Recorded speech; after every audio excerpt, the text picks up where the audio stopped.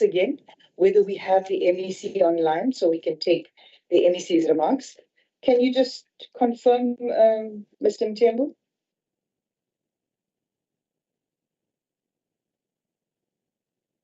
Honorable Chairperson, the MEC has not joined us as yet, Chair. Please do let us know if the MEC comes online. We can give him an opportunity a little later. We're going to move on to the Department of Cogta. I don't see the acting HOD here. Can we just... Before we move on and we have the Department of Cogta, I've forgotten that I haven't given members an opportunity to introduce themselves. So we're going to give members an opportunity to introduce themselves. And then, Your Worship, you're going to just introduce your councillors that are here and your municipal manager and your CFO.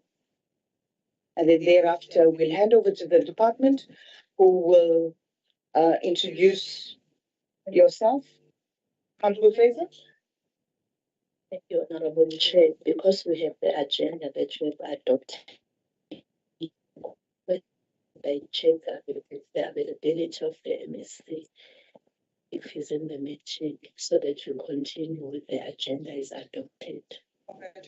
All right, Honorable Fraser, I hear you. We do also have time constraints. Members, just to introduce myself, I'm Honorable Marlene Naya, the chairperson of the Cogta Portfolio Committee. We're going to start from my left. I am Ishana Barciala, a member in the KZN legislature.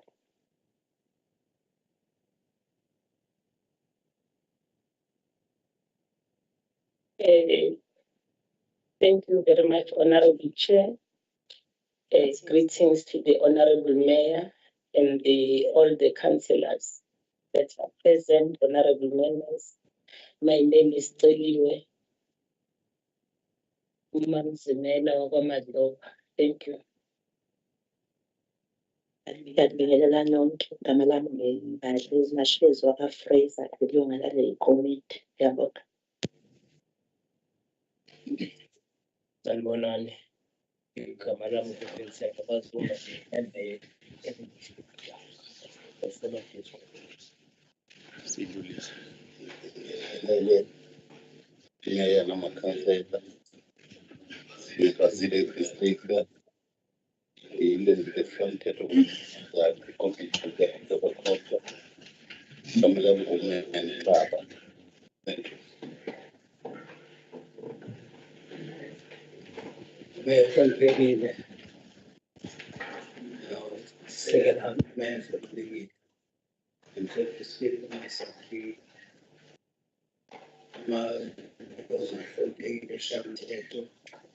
acting municipal manager is from the official from Cogta present. I see the ETC and officers from the legislature and officials of the municipality. Name is Otto William, member of the portfolio community of KwaZulu-Natal legislature. Thank you. Greetings, Honorable Chair, Honorable members,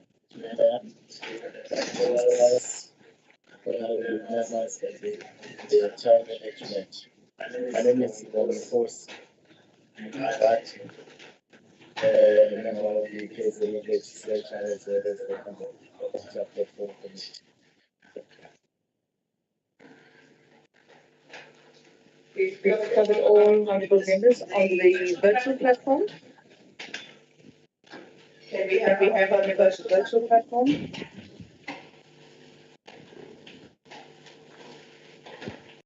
All right, I think that Honorable Nicolesi is having some challenges, but we've got Honorable Zile Nicolesi on the virtual platform.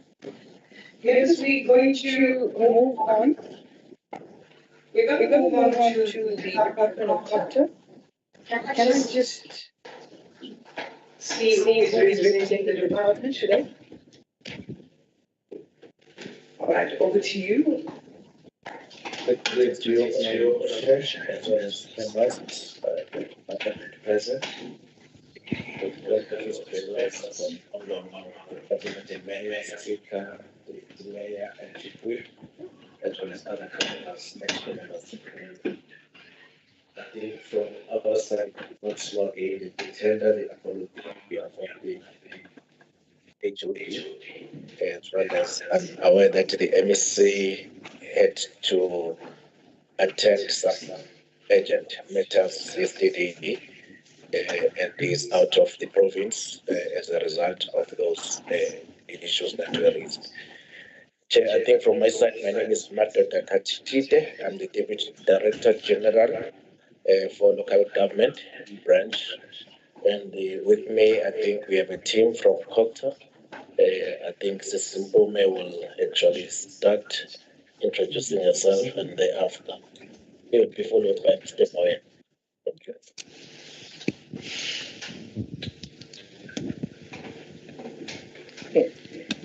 Good morning, Chair, the members of this legislature, the Mayor, Deputy Mayor, the management of Nongoma Municipality, and the Speaker, and my DDG, Udosakatide.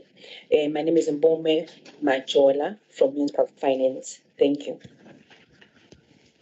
Good morning, Honorable Chair, and to your honorable members, Mayor, Deputy Mayor, Speaker, honorable councillors who are in the room, colleagues. My name is Michael Moya from Municipal Finance, Cogta. Morning, Chair, and your delegation from the provincial legislature, the mayor and his team from Nongoma Municipality. Colleagues, my name is Vuyo Sokone. I'm from Cogta Municipal Infrastructure. Thank you. Good morning, Honorable Chairperson, Honorable members of the legislature, Honorable Mayor and Speaker, Deputy Speaker, Chief Whip, all the councillors present, my colleagues from Cogta and my colleagues from Nongoma Local Municipality. My name is Nokopila Mtembu from Cogta Municipal Performance Monitoring, Reporting and Evaluation. Good morning, Chairperson and members of the legislature, municipal leadership present, led by the mayor, and colleagues. My name is Sibusiso Kuzwayo. I'm from Cogta Municipal Support. Thank you very much. Good morning, Honourable Chair and members from the legislature, also the leadership of Nongoma and all other officials present. My name is Andre Delport. I represent the Municipal Performance Directorate from Cogta.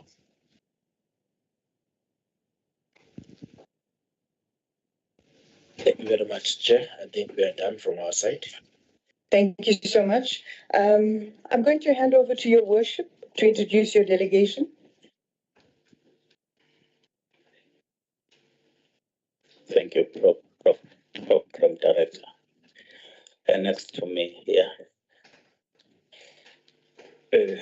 Greetings to you, Chair, all the members of the Buffalo Committee, officials from Cogta, Honorable Mayor, next to me, Mayor Zondo, our very own Municipal Manager, Zimela, in our CFO, Mrs. Zimela Madwe, all councillors are in the house, HODs from municipalities, and all staff members. Greetings to you. I'm Councillor Netemba Mbongwa, Speaker of the Council. Thank you.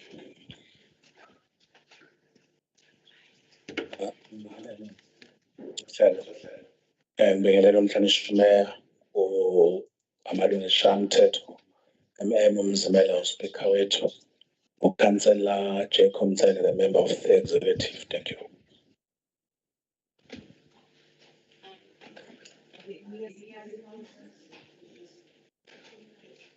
Okay, maybe some other councillors we have in attendance. I see Councillor Ndebele from Ward 19, and there's Councillor Mvelase from Ward 11. We also have Councillor Gumbi, who is our MPEC chair in this council. We have got all councillors from Ward 16. We've got all councillor Zulu there by the corner. We have councillor Thames of Ward 21. I think councillor Unsela from Executive has already introduced himself. We are now joined by councillor Umuvono, deputy mayor of this council. I think, yeah, I'm done this. Mr. Acting, Mr. Acting MM. My very special greetings to you, Honorable Chairperson, honorable members. We are also greeting our colleagues from Cogta led by our esteemed DDG. Officials from Nongoma, greetings to you. In our midst, Chairperson and our members, we have Mr. Bodiwa, who is our chairperson for the audit committee. We could have invited the whole audit committee, but in lieu of the space that could house us, we opted only to invite him. We also have Mr. Nomano, who's the chairperson of our risk committee. Myself, Mpumelelo Mnguni, acting as the municipal manager.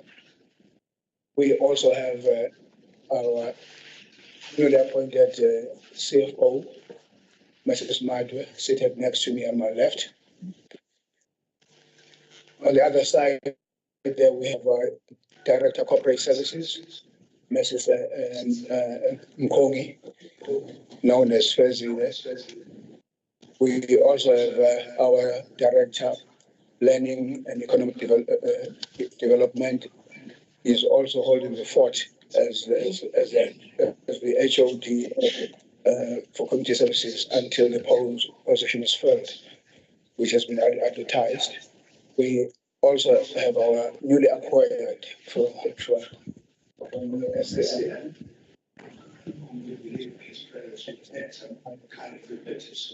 The performance of that section.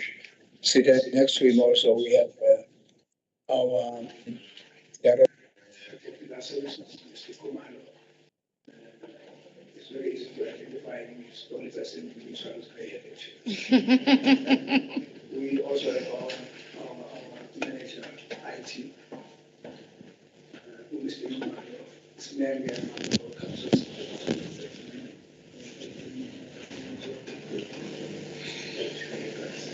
We also have Uhara Lambalan, who is our legal services manager. Thank you very much. Thank you so much for those introductions.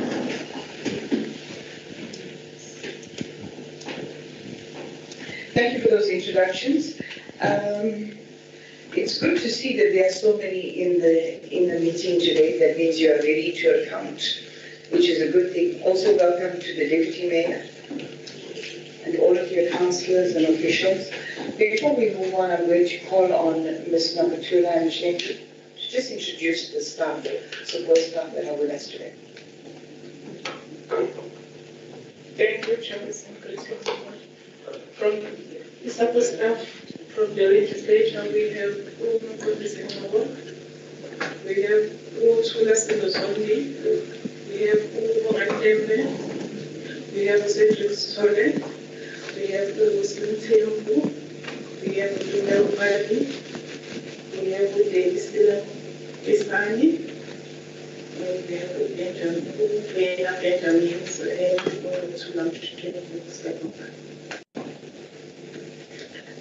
Thank you so much. We just have a question of clarity with regards to the introductions from Honorable Mandela. Thank you, Madam Chair. Greetings again to the Honorable Mayor, the Speaker, the Deputy Mayor, and all the councillors present, as we are speakers, and also the influence and work. No, I want to check Honorable Chair, who were invited in this meeting in regards to the councillors. I'm asking this because the people that must play an oversight and make sure that the recommendations from the Auditor General of South Africa is being implemented. Can we be really informed? I can see that the officials, there are so many officials, but the people that must play an oversight on this, I'm not sure who were invited, so that we can be certain as the portfolio committee to say who were invited in this meeting. Thank you.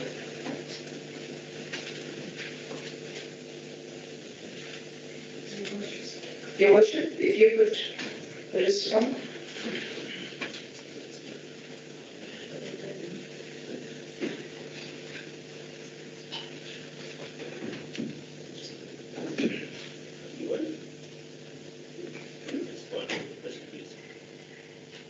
Thank you very much, Honorable Mayor. Chairperson, I will first indicate that initially we had invited all councillors. But with the wisdom of hindsight, having spoken to the coordinators, and also taking into cognizance the space that it could be limited or might be limited, we then invited EXCO as per the discourse that we had with the coordinators. But further to that, because we had wanted information to cascade, we made it a point that all whips from different parties are part of the meeting. So that whatever decisions the resolutions taken in this meeting are not cascaded by us as technocrats, but they will flow from them as people who have represented the political parties. Then we do have a whip from one party, and not going to mention parties. We are expecting, there's only one who has actually come. We're expecting him to join us. The extension also, because I think you might look at that address, the extension of invitation to the audit chairperson, as well as the risk person, was to ensure that at least the holders are coming going forward. They will monitor whether resolutions taken in this meeting, and I will take that to our hearing chair as well. That's fine. That's fine. I'm happy with that. Without further ado, we're going to hand over to the department, DDG Katina, to take us to your presentation.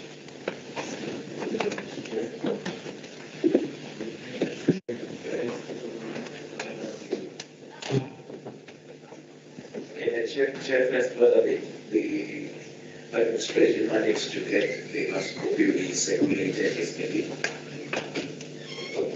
so that at least when we start with the first presentation responding to supplementary, we will be there by Maleno, and then after Cogta, KwaZulu-Natal will deal with the other part of I have a complete presentation. Okay, I'm not sure if we received that as members. Did we?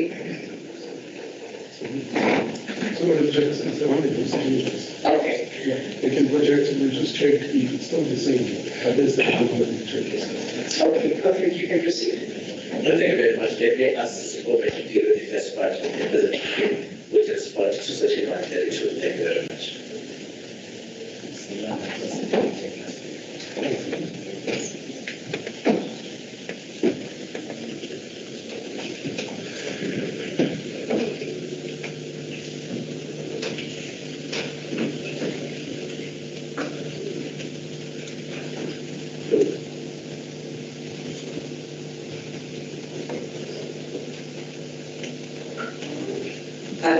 Thank you, Chair. And members, this is the presentation that was prepared by the department as per advice on the previous engagement that we had, that we need to engage the municipality. Therefore, we have come together with the municipality and the able to update our reports. And this is the report is at June 2025, because the previous one was at May 2025. we've updated the report, Chair. Chair, on the audit outcomes of this municipality, yes, they've received a qualified audit opinion in previous financial year, whereby they have regressed as the municipality from unqualified to qualified. Chairperson, they've been able to make sure that they resolve all the findings that were raised by the HSA as a 2023 financial year. For the previous financial year, which is 2024, they were able to resolve 21 out of 24, and they have left only 3 findings, Chairperson. As a result, these findings will be resolved during the preparation of the financial statement, of which they are busy with the preparation of the financial statement, Chairperson. Just to emphasize the qualifying matters on the previous slide, the qualifying matters that they had in the municipalities were the contracted services. Chairperson, the issue on the previous financial year documents in the municipality, and also the classification of some of the accounts was properly conducted in the municipality. So it's raised these material findings by the AGSA, whereby they qualified on the contracted services, operational cost, inventory consumed, transfers, and subsidies in the municipality. Chairperson, I want to emphasize that irregular expenditure, when the AG was conducting their audits for the previous financial year, it was indicated that not all the irregular expenditure was disclosed on the financial statement. So there was incompleteness records of irregular expenditure in the financial statement of the municipality. Looking at the irregularities for the municipality on the next slide, there were no irregularities that were identified by the HSA in this municipality. But I want to emphasize, Chairperson, that there were many restatement or correction of prior areas that were done as a result that they have received a qualified audit opinion, Chairperson. And to emphasize that there's also issues of compliance relating to procurement and chorus management, which relates to the non-compliance with the SCM policies in the municipality. On the slide number 6, looking at the financial health overview of the municipality.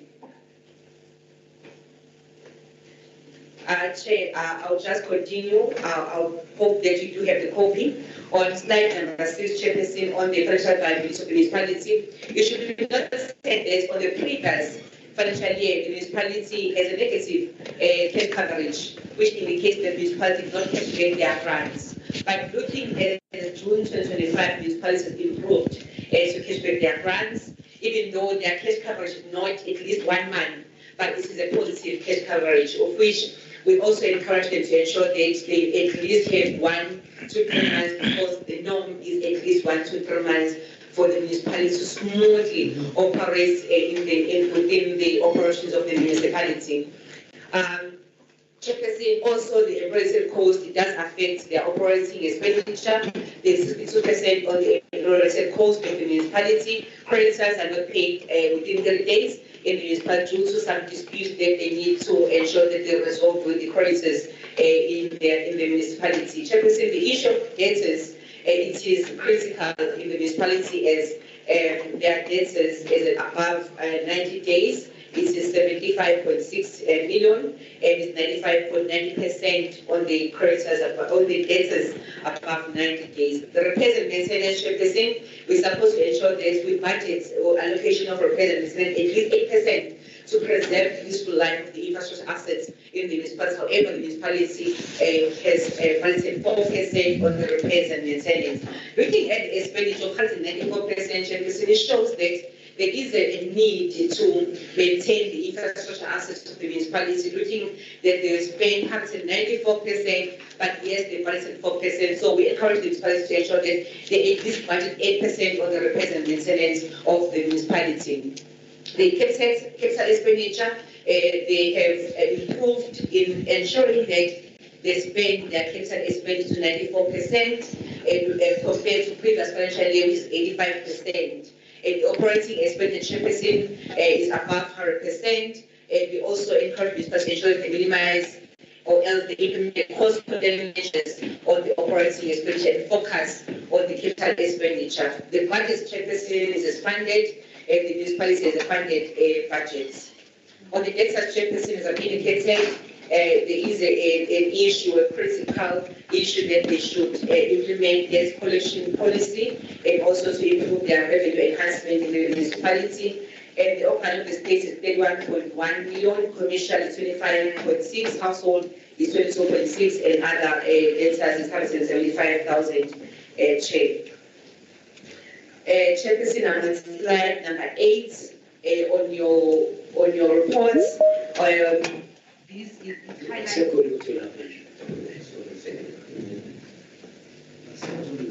just hold on a second. Let's get that report slide again.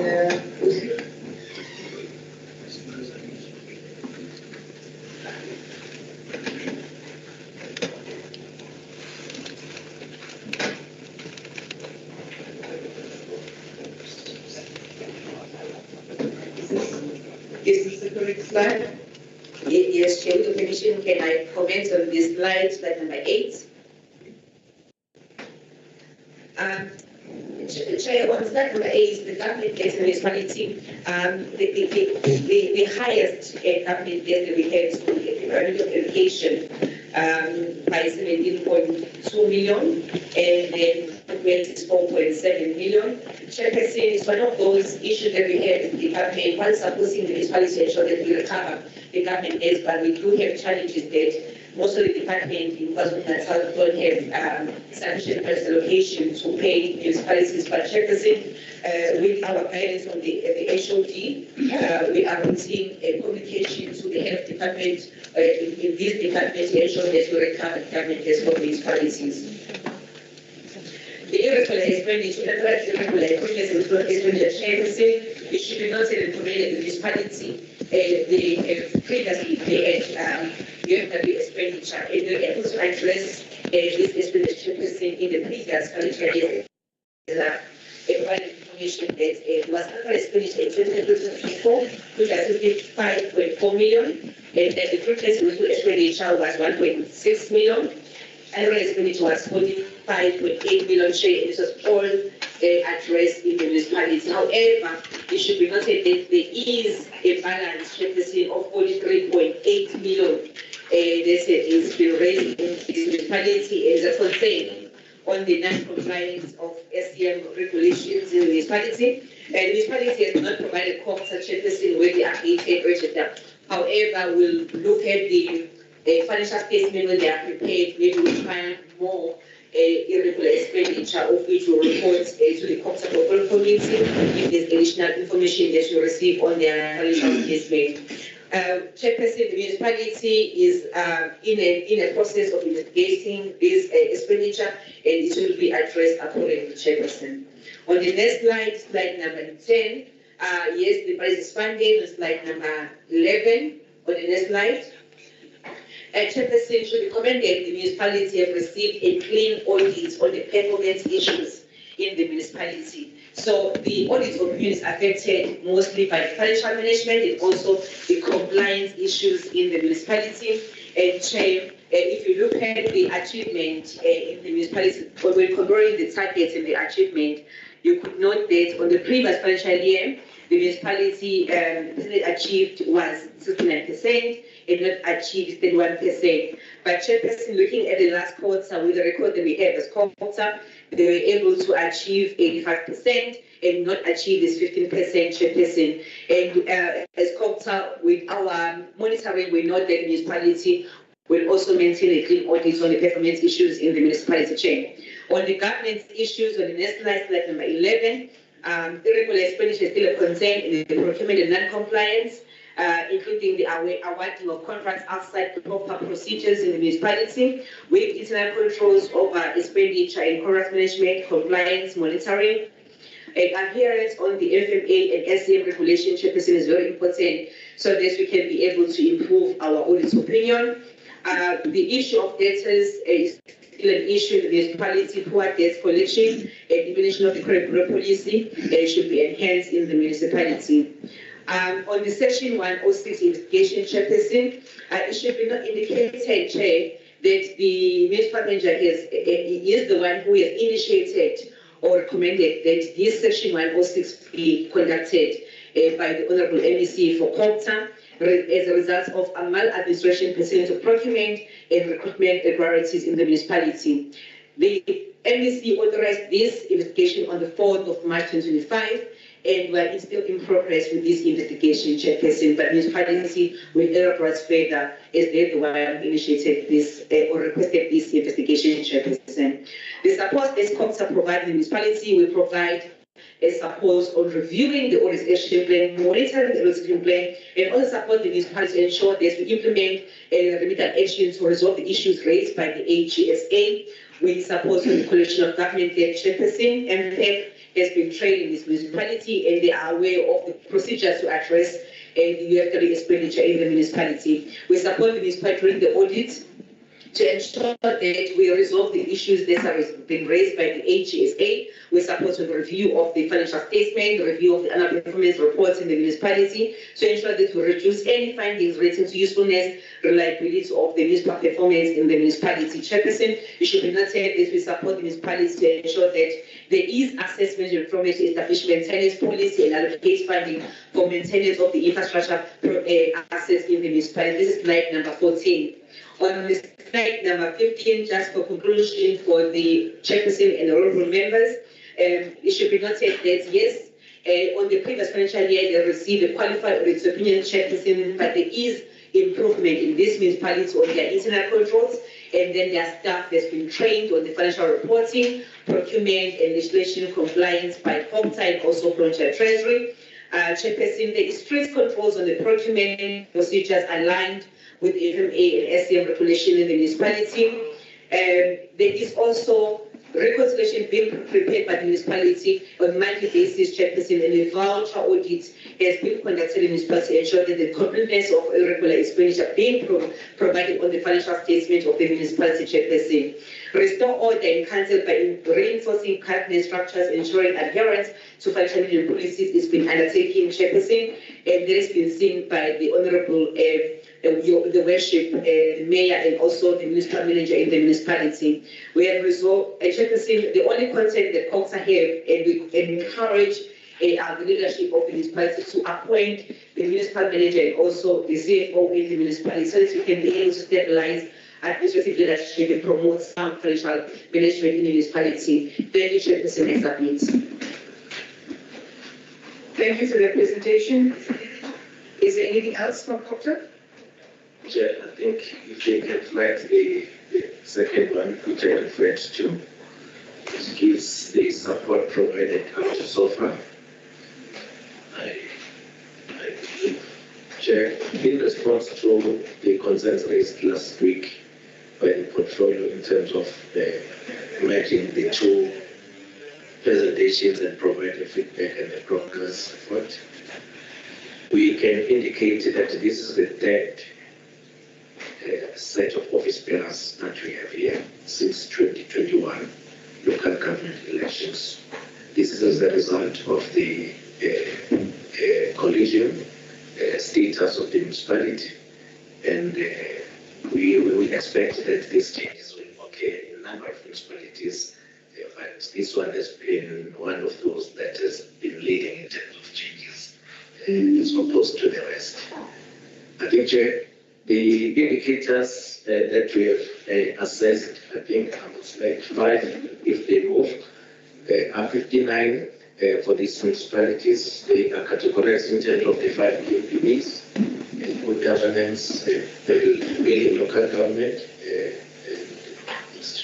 as a hip, putting people first, the financial management. I'm not going to because. All right, let's just wait to the relevant slide. Can we just have this document on the relevant slide?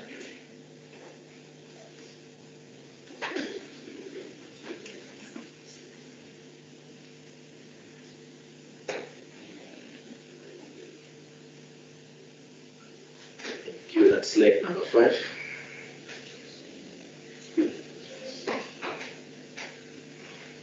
Well, let's go to slide number 3. Sorry for that.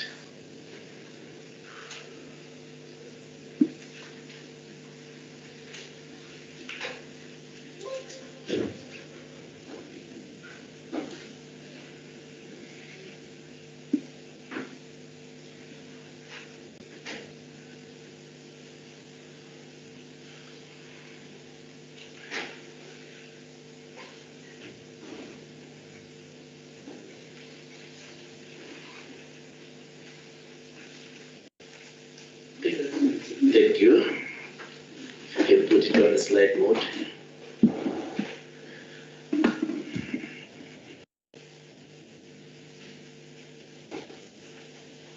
Those are indicators, Chair, that we use to assess all municipalities.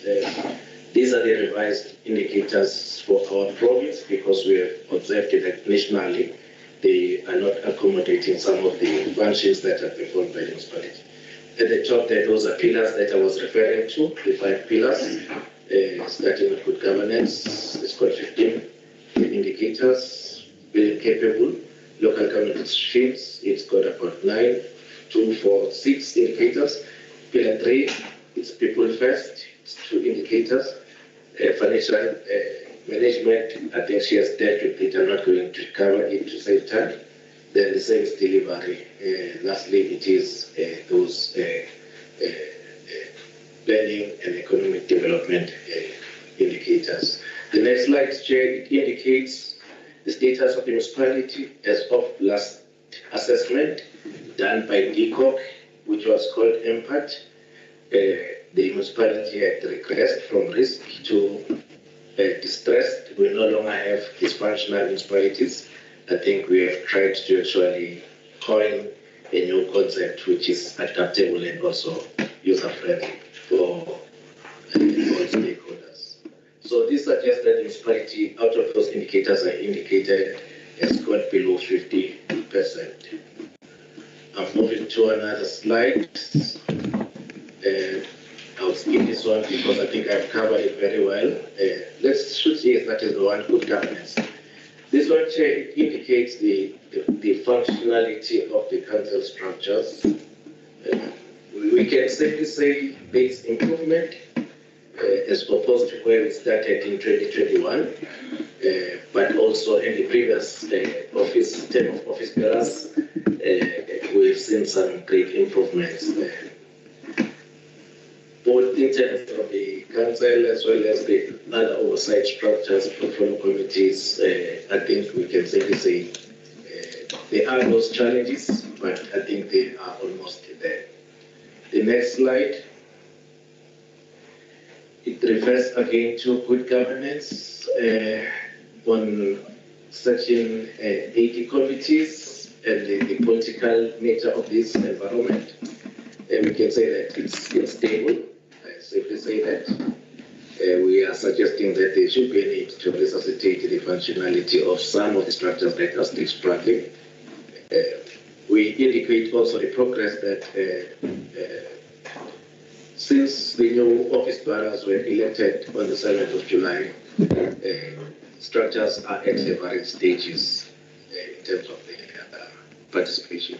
The remaining challenges in the action plan, we are proposing that we need to conduct various workshops.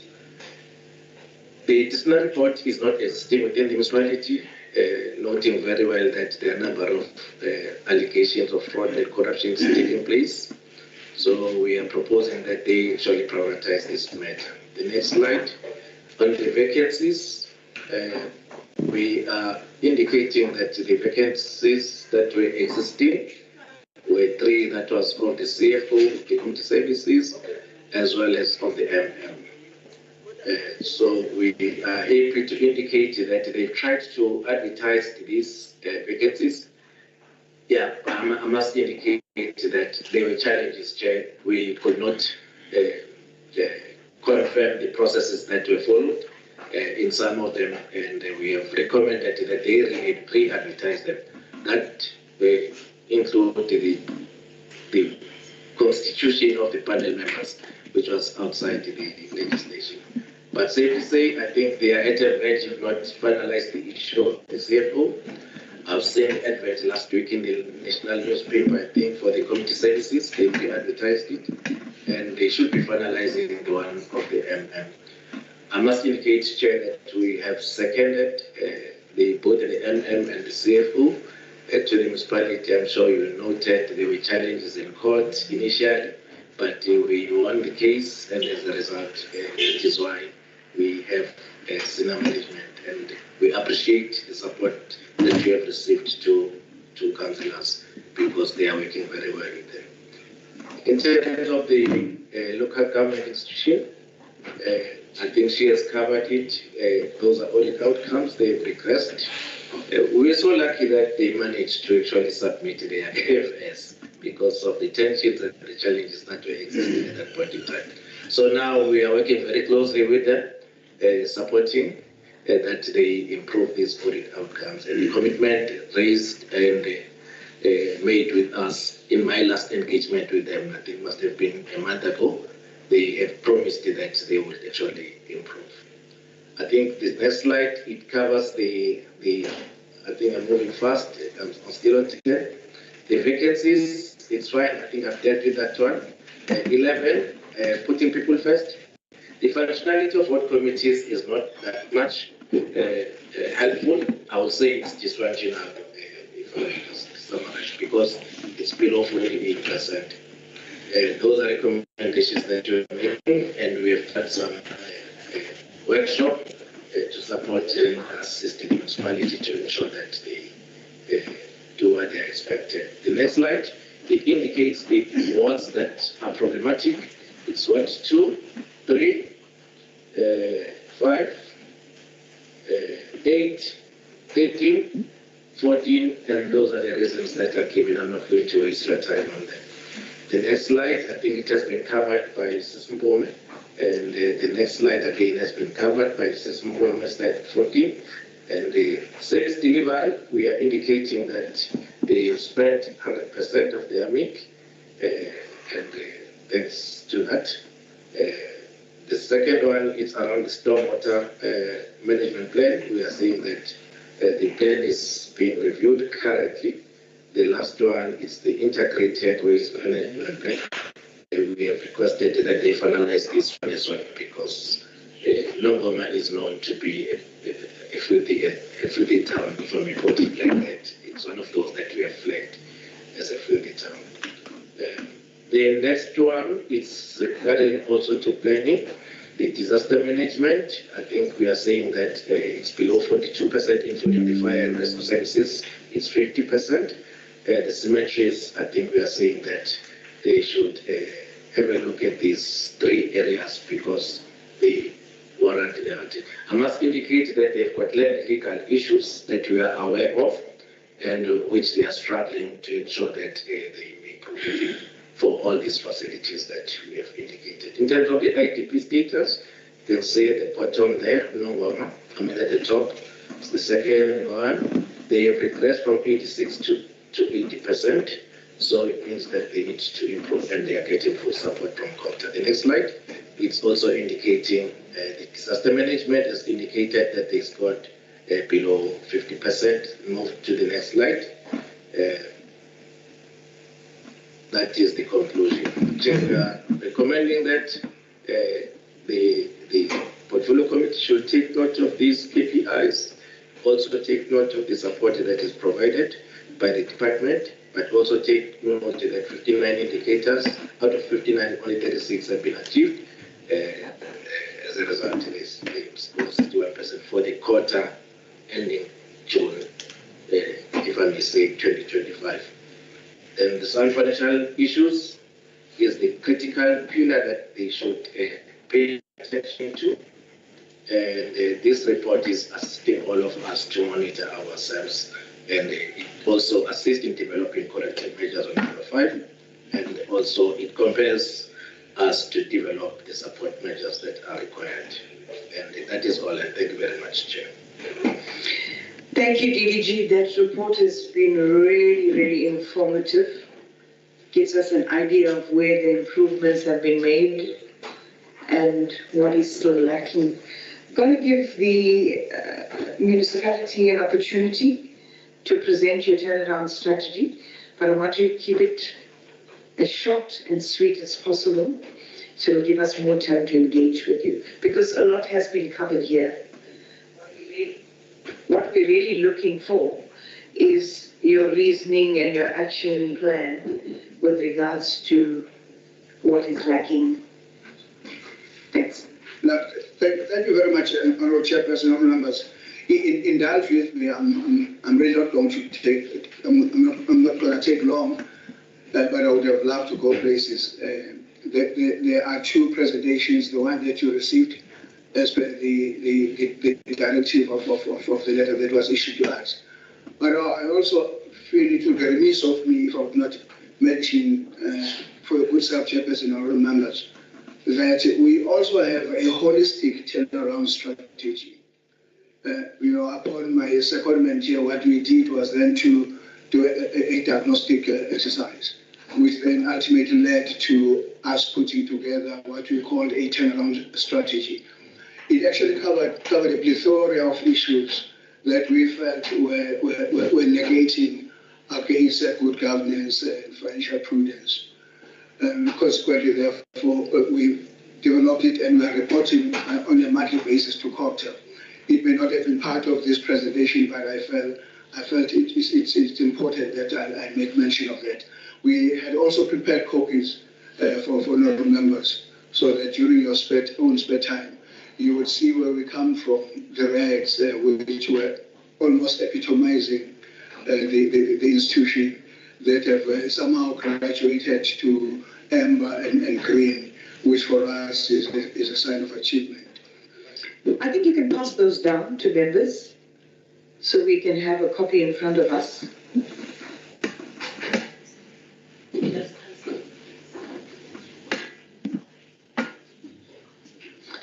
Let's just take one and pass it down. You may proceed. No, thank you for allowing us to do that. I'm not going to bore you with introduction. These are matters of common cause, Chairperson, in the interest of time. Safe to say that I might find myself repeating what has been said. If you would recall, Chairperson, as per the presentation that was made, that in 2018-2019, our audit finding was somehow unpalatable. It would have been too bitter for your consumption. Nonetheless, we improved from what was an adverse audit opinion, and consequently had unqualified audit opinion for 4 consecutive years. It's then disappointing that we went down the spiral. Hence, we are one of those municipalities that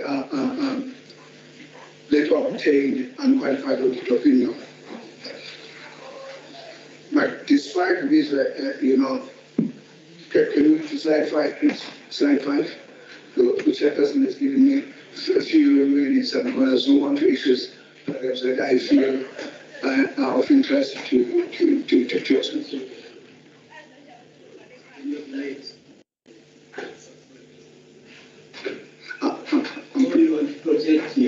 Yes, I'm presenting the one that is projected, the one that was as per the mandate. Can I request that you move to slide 5?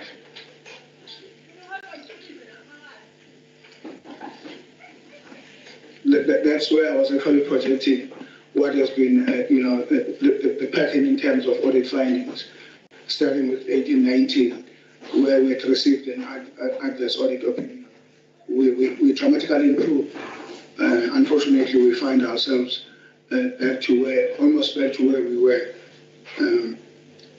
Can I also request that we move to slide 2, slide 6? Here we are praising the very esteemed members that the following findings relate to non-compliance with section 2, subsection 1D of the MFMA.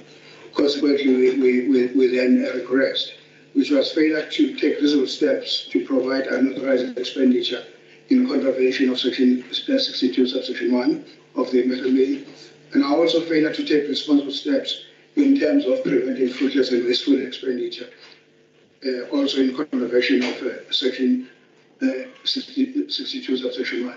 Remember, Chairperson, or members, that some of these issues have already been addressed by Cogta, but I'm actually giving a background of where we come from and how we led into this. Now, these findings, one would argue with conviction that they reflect a collapse in financial oversight, internal controls and systems, but also somehow relegating financial prudence to the periphery. we were then qualified chairperson on the 3 findings that were not resolved. Court had indicated that there were 24, 21 were resolved, and only 3 were not resolved, which in that regard would be expenditure related to operational costs, and inventory aimed was incorrectly classified. Thus, the contracted services was not classified in accordance with Group 1. Reasonable steps not taken to prevent unauthorized and wasteful expenditure in contravention of Section 62, Subsection 1, and reasonable steps not taken to prevent fraudulent and wasteful expenditure. I know, Chairperson, that the honourable members are not interested in listening to us lamenting on our shortcomings and on what was the case before. You are more interested in knowing what is it that has been achieved. That is slide 9, colleagues. When we do our own diagnosis, we concluded that consequence management in the municipality was a taboo. Hence, we had to then to resuscitate the consequence management as already alluded to by DDG. DDG, I'm sorry, because we were yet to report to Cogta. We are reporting to Cogta on a monthly basis, Chairperson. We have already constituted the disciplinary board. It will be part of the report that is going to be submitted to Cogta at the end of the month. I don't want members to see perhaps to be construed that we go in, our reports are in juxtaposed, they are not. It's only that we have not appraised them of the new developments. We also have Section 32 that is underway. They've already spoken to that, Chairperson. We are in,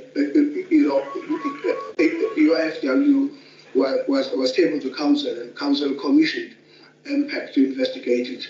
And then it was this very same council that approved that we revoke Section 32.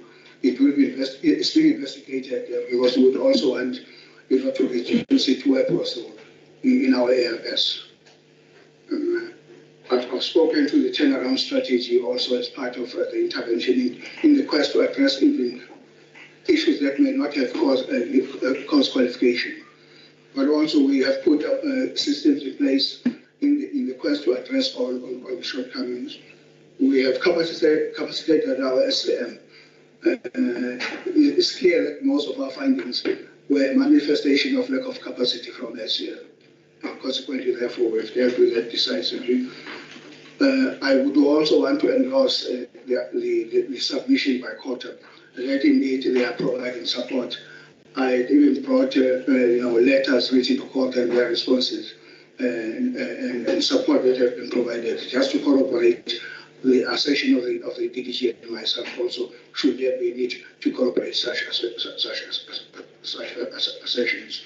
We have further, in the quest also to address your unauthorized expenditure, Chairperson, terminated all dubious and irregular appointments.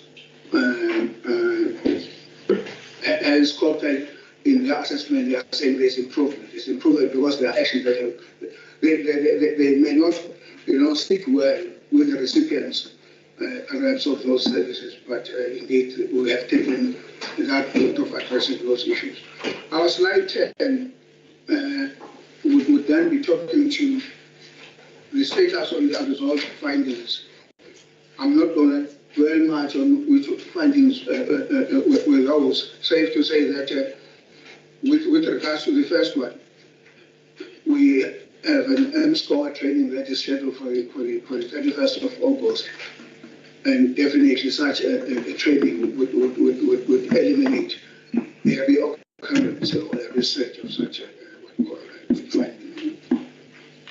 We, in terms of the steps not taken in dealing with the unauthorized expenditure, we suspend procurement process if the budget is not available. Members, unauthorized expenditure is an indication of poor planning. I always refer to buying a tuk-tuk when you can only afford a Mercedes. I mean, a Mercedes when you can only afford a tuk-tuk. You have a limited budget, but you go beyond your budget. Perhaps it could be because of pressures, we succumb to pressures, or poor planning could be part of that. So we have taken a decision that all unfunded activities shall not be, procured, in line also with the details of cost-containment measures. We also have as a model that has been activated on SAID system for the preparation of requisitions and budgeted procurements will then be rejected. We were more manual than, moving with times and capture, in the system. So the systems will identify if budget is available or not. We have spoken to Section 82 that we have already invoked. Then, the other issue perhaps of interest to you that would have caused this, unspeakable, despicable, unauthorized expenditure was the fact that we had more contracted services, even though we really do not need. The case in question, for a small town like Nongoma, you have two hire trucks that are collecting waste, each charging 300,000 per month, that is 600. If you were to say that's 30,000, you would easily buy your own commercial truck. We are now in the process of buying that. In fact, we have somewhat to say for the aid of several and council to follow provide we are procuring fleet that will eliminate any unnecessary hiring of fleet. And we subject ourselves unnecessarily to unscrupulous providers who charge us exorbitant. So we have had to think out of the box. I'm certain that by December, if you were to come here, you would find in your battle truck a new backup car for the mayor, rather than hiring unnecessary these vehicles. Then we have a reasonable step not taken to prevent fruitless and wasteful expenditure. We are saying payment arrangements. I think it's also critical for this meeting that at one point in time when we're now getting letters of demands from service providers, we attempted to evoke section 150 of the MFMA. We're applying for a leave of stay. It directs that if you are unable to pay, rather than subjecting yourself to service providers approaching court and attaching your own assets, you would rather request for a leave of stay because you are unable to meet your financial obligations.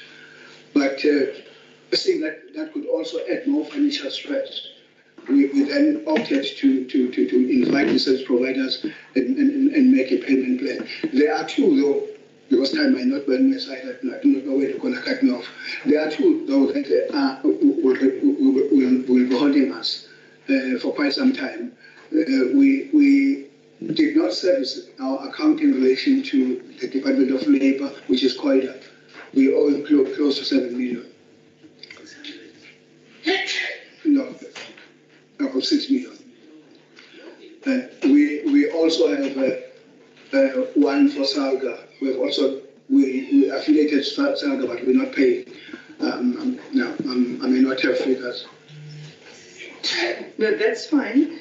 I can see that you're extremely passionate about the turnaround of this municipality, which is very promising. And some of the questions that I had, you've already provided answers, especially in terms of trying to limit outsourcing.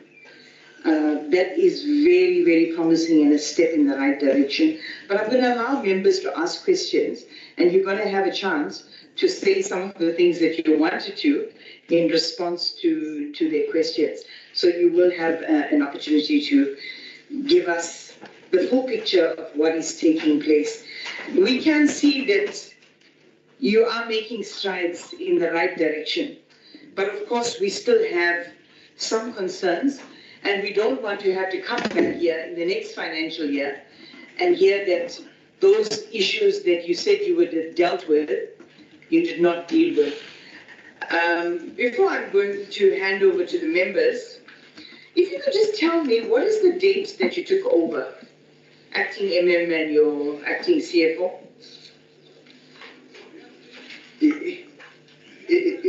In my case, it will be difficult to be precise. I ought to have started in November, but there was this kind of, gymnastic of ideologies and resistance. And I would say it will be on the 6th of January. That's a very short time. And acting CFO? 1st of February. All right.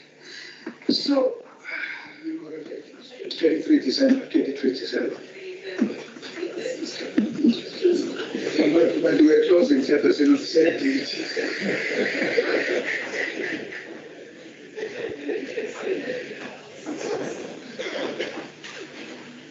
So, my apologies, this microphone is not working very well.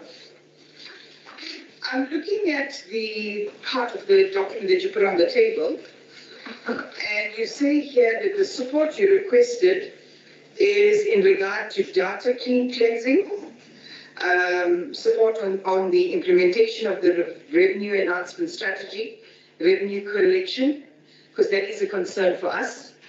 You're already getting support in terms of SEM compliance, and you are requesting enhancement of sound financial management and accountability support, because these are the areas that you have issues with, and constant support on the eradication of UIFWE. So I'm going to start by asking, why has that register that was supposed to, the UIFWE register that was supposed to have been submitted to the Department of Cogta, not been submitted as yet? That's my first question. And then I'm going to the Department of Cogta. I'll give you a chance to respond. What are you doing currently in terms of the support requests, the list of issues that are raised? What fine support are you providing in terms of those issues I've raised? Members, I'm going to take hands. I've got Honorable Madlopa, Honorable Kunene, Honorable Ngadi, Honorable Basiela. Do we have a hand on the virtual platform? Honorable Fraser. Members, anyone else? All right. We're going to go on. We'll ask the questions and then give you a chance to, members, is that the way you'd like to proceed? Or do you want to each have an opportunity to go back and forth? Are you fine if we take a round?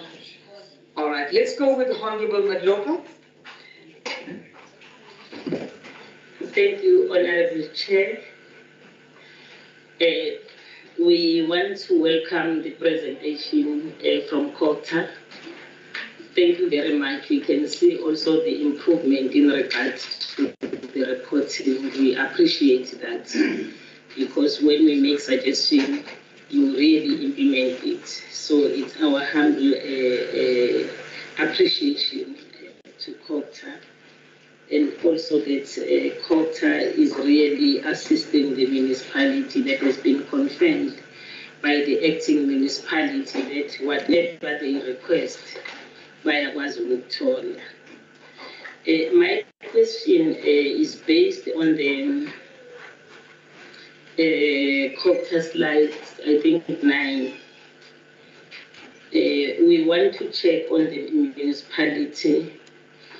I'm not sure whether it is the same report that they were saying that it's ongoing in regard to the investigation. The municipality said so. Regarding, because my question was in regard to the consequence management that has been implemented based on the investigation that has been conducted, because they said, but when the was present doing presentation, oh no, it was Cogta, they saying it's ongoing, and the municipality confirmed it. But I want to check because it was conducted. because Chair, one will request that when it is finalized, they must provide us with a report in regard to consequence management on those investigations that they are undertaking going forward. Also, there is an indication that there is an outstanding in regard to UIFW. I want to check, there is 43 million of unauthorized expenditure attributed to inadequate enforcement and recovery efforts. I want to check what is the plan of addressing that 43 million. Also, in regard to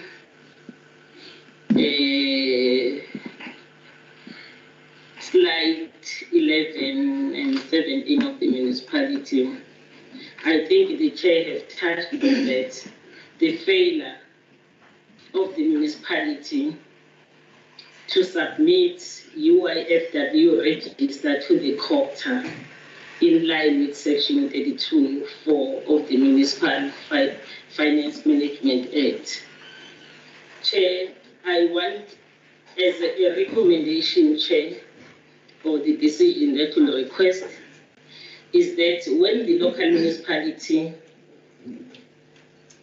has submitted the UIFW register to the Cogta as well as to the Auditor General of South Africa,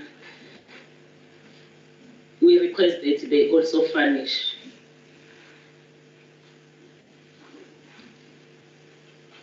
that UIF register to the portfolio committee, so that we can see that really this UIFW has been submitted to Cogta, because the indication of Cogta is that they have not received. First, we want to establish why. Secondly, request that after it has been submitted to the relevant authorities like Cogta department as well as AG of South Africa, it must be also furnished to us as a portfolio committee going forward. Chair, we talk about the challenges that there were unresolved audit findings, unauthorized expenditure. We have seen that on the turnaround strategy that the MM has presented, you have covered on your turnaround strategy, of which we appreciate that, because really it's not good, because I wanted to ask what decision the steps has been taken to prevent it not occurring again. Those things, the steps taken to prevent it in future. Because the chair, when he was commenting, said we don't want to come again and we see one and the same thing. But when we look at the turnaround strategy, some of the things are covered. But what we are not sure, because it's on paper, whether it will be practically implemented.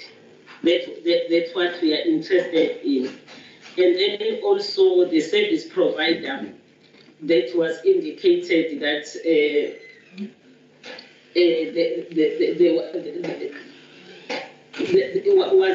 the services were not found. What is it? Nobody signed for it and so on and so forth. Those services. What one want to establish is that who was that service provider that was appointed? How much of that the services cost to the municipality? And lastly, what is the duration of investigation?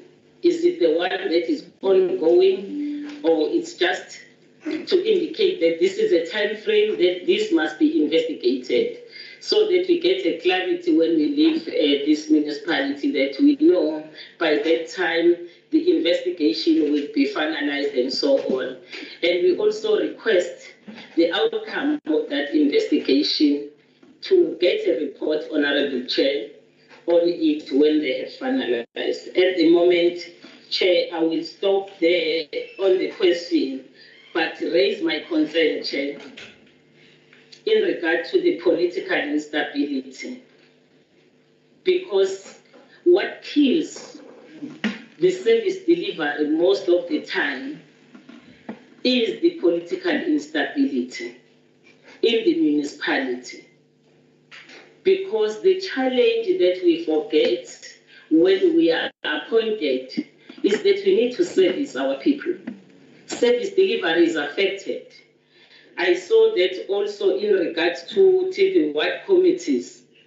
Also, it's at 50% because the reason is called to the political instability.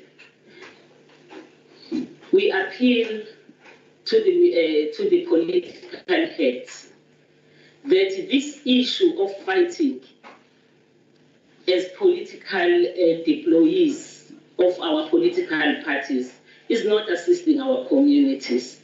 We are deployed here to work together and service our communities. It's not good to hear that all the time when the African people are put together to lead, they fight. It's very bad. We need to correct that. When do we become enemies? What is it that we are fighting for? Because the mandate is one, to give services to our communities. It shows that there is more than that now, that we have established ourselves to say it's no more about giving services to the people, but our own maybe a benefit. Also on the issue of the milk, and the milk that is 100%, we congratulate the municipality for that. But my concern, Chair, many a times seeing 100% expenditure, but when it comes to the service delivered on the ground, it doesn't match. What we want to check is whether that 100% expenditure in regards to the milk, is it transforming to the service delivery on the ground? Because non-financials are always less, but financials you spend everything. So if we can be assured that this expenditure of the milk is really a beneficiary and the outcome of it is positive. And also the IDP declined from 86 to 80%. I think really this needs to be revisited and we also work on it. And we appreciate that you will be getting support. My chair has indicated that I always say we don't come with that, but we want to say one day we visited, Honorable Speaker, we visited Nongoma, but when we came back, Nongoma is working very well. So that is our aim, actually. That's why we request Cogta all the time, as they are saying that they have improved. Because we ask question, how do you assist the municipality? We are glad that the MM has confirmed. But I don't know whether MM has confirmed because it's deployed by the same Cogta. We'll never talk ill of Cogta. We want to hear, yes, from the His Worship the Mayor to say, yes, they see that the workings are very, because you can't just say it's good, and then when we come, we have a problem. And if you say, no, here we are not yet assisted, it's not that it's bad. It's saying that it needs improvement. You know, we want to hear from our political employees whether they see the difference in regard to that. Thank you, Honorable Malope. That explains why the acting MM is sounds so efficient and knowledgeable. All right, Honorable Kanene.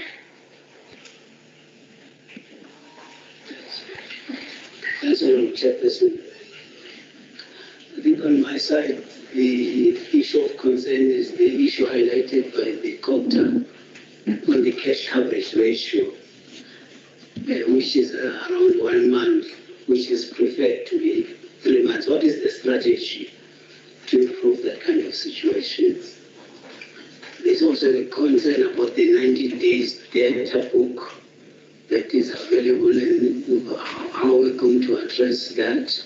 I've not had any kind of drastic or strategy to deal with that particular issue, which also talks to the issue of money owed by government departments, particularly the Department of Education, where about 17 million rand is owed, because that money is required for the services to be rendered by the municipality. I was very concerned when I heard of the contract of waste removal trucks that are appointed, where 300,000 is being paid to 2 of these service providers each month. How far have we stopped that? And the assessment of the contract, because that was a clear abuse of financial resources. What have we looked at it? I think particularly if Cogta could come in, whether they were aware of this and what can be done. The officials that entered into those contracts accountable for that kind of action, which is negligent use of funds. What is the strategy around repairs and maintenance, increasing the budget from the 4% that it's currently at to 8%? That is ideal, which is what the norm is, or is. And then the functionality of committees is another point that concerns me, particularly MPEC, which really is the heartbeat of the municipality oversight on the use of funds. How are we able to quickly speed up the functionality of that particular committee? I just did not hear whether we're, in terms of filling the post of the municipal manager and the other senior officials, and including the CFO, because it's now being wound up. If I could just be clarified in that regard. The municipal manager talked about 6 million rand that should be paid to the Department of Labor. Really, this is a very serious offense. I mean, instance. Why are we failed to pay the Department of Labor? First of all, to thank the municipal manager for divulging this, because it takes a situation where employees lose or resign or lose employment, that they get exposed when they cannot be able to access funds from the Department of Labor because the municipality was not paying.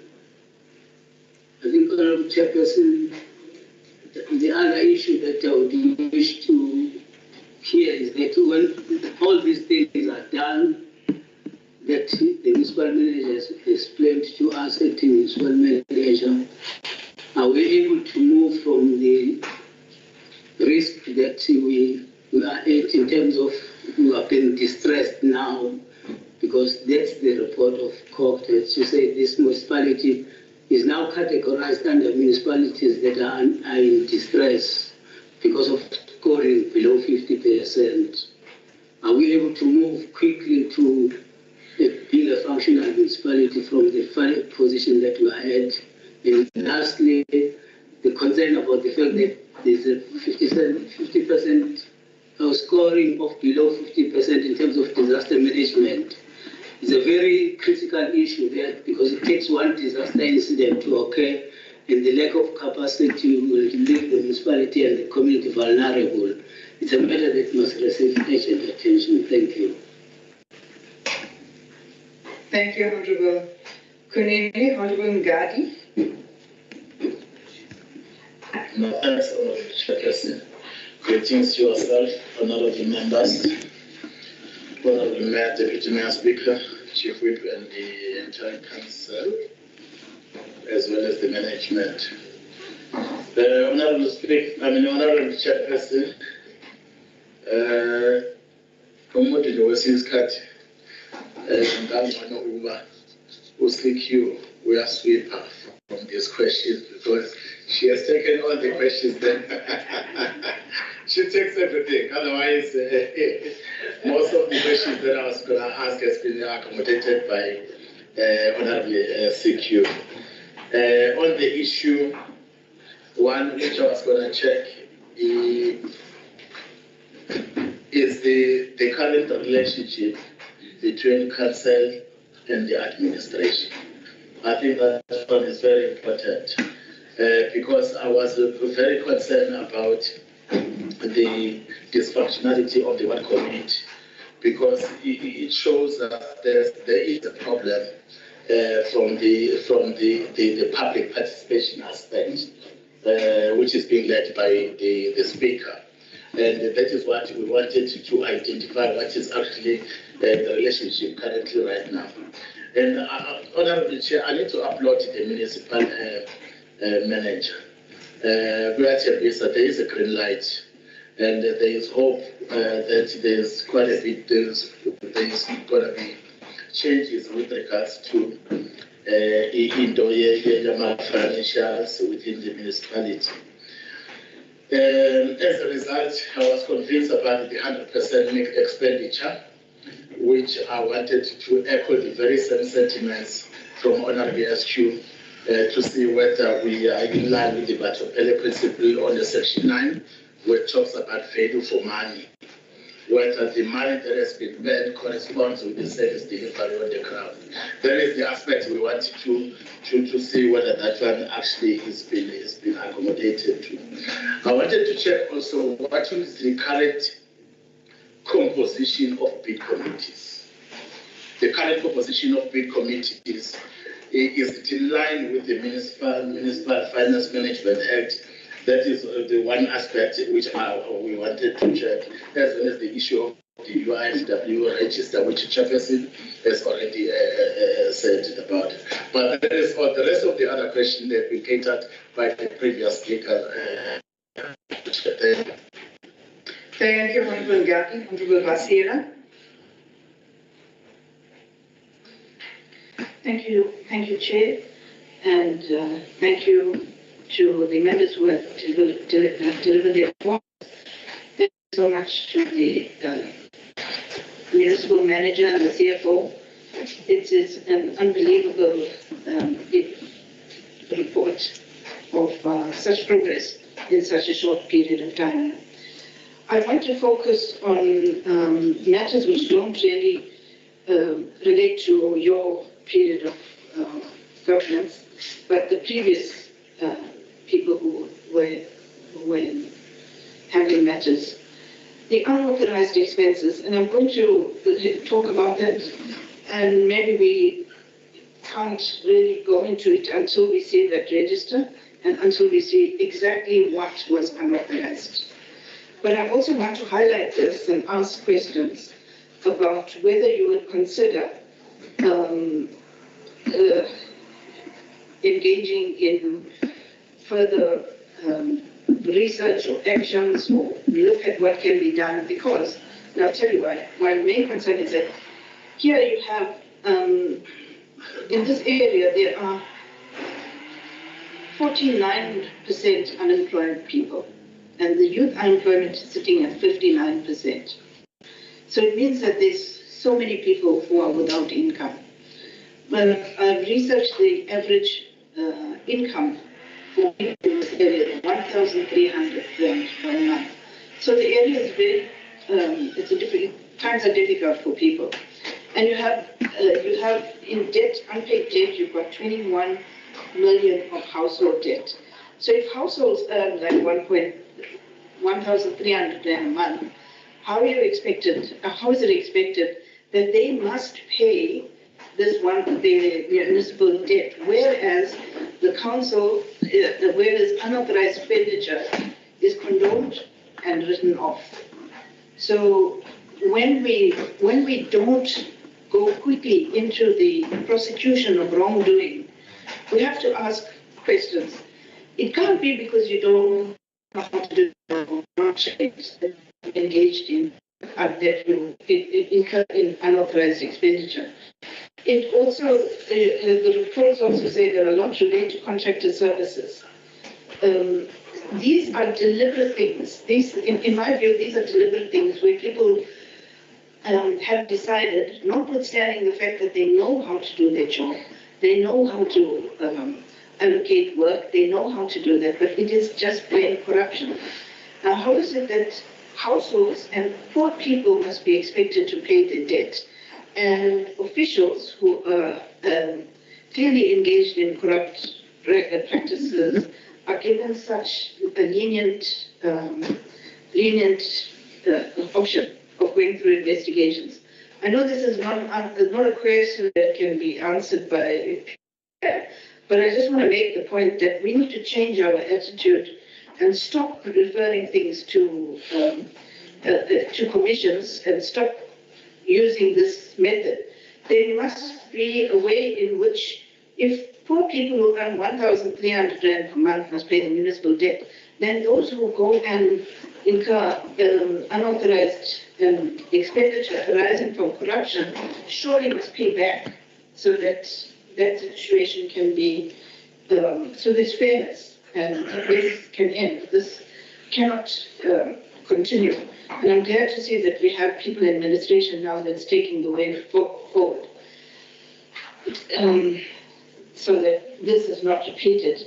Then I want to come to Section 16 of the Act that governs waste management, and the report shows there's been non-compliance there. And it's just a suggestion here that there are the creative ways in which energy can be produced, and that's from waste to electricity. Electricity can be produced from waste. It may also address the question of unemployment, and there also is a safety issue. When there's non-compliance with waste, you have the accumulation of methane gas. Accumulation of methane gas can cause major dangers of explosions, and people can die from that. So that is my other question is, will the municipality, could there be a way in which that can be considered, where the question of waste non-compliance is resolved because you produce power from that? And then that is,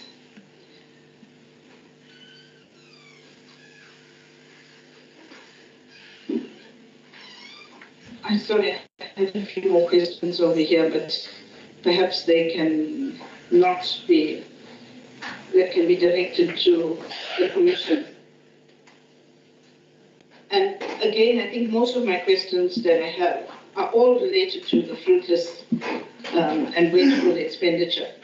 And a suggestion again to the Cogta and the AGSA is, when we come to these meetings, in order to fully look at and have transparency, we should see that register and should see that report, because in the dark, we don't know exactly what happened.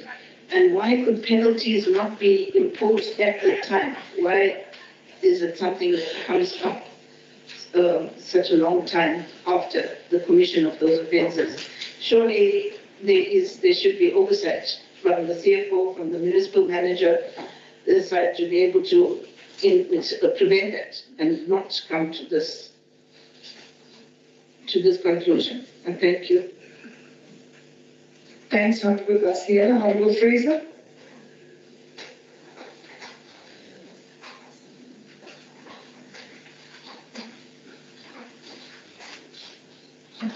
Thank you, Chairperson. Thank you, Chair. Greetings again to your good self, honorable members, the mayor, Cogta team, the councillors, and all the officials in the meeting. I greet you egameni elihle lokufika ukuthi uJesu Kristu, amen. Siyabonga. No, maybe Chair, let me start by commending the Cogta team. We are witnessing a great strides in terms of their reporting. You can see that there is that collaboration between them and the municipality. Ours as this committee is to see them supporting the municipality instead of penalizing them. You can see that there is that communication and working together. So we are very much happy because we want to see the municipalities improving. It's not about us seeing them not doing what is expected of them. We want to see all the municipalities in the province improving and being effective. That is what we want to see as this committee. With that being said, Chair, I think my advantage is that I'm the last one, so I won't take much of your time. Honorable CQ have asked questions in connection with the service provider. I want to take it further to the municipality. After the questions that she has asked, do they have any plans of addressing the skills? Because I believe that they hired the service provider because they did not have the adequate skills. So what are their plans in ensuring that they are not going to go out and hire somebody to address the HE concerns moving forward? That will be the first one. The second one, Chair, will be on the issue of the tents. Again, are they not considering buying for the municipality instead of hiring in terms of the paying that 300,000 on monthly basis? I think it's too much to pay. Then the third question is, what is it that the Office of the Speaker will do in ensuring that they address or they try and mend the relationship between the municipality and the community? On that one, maybe I will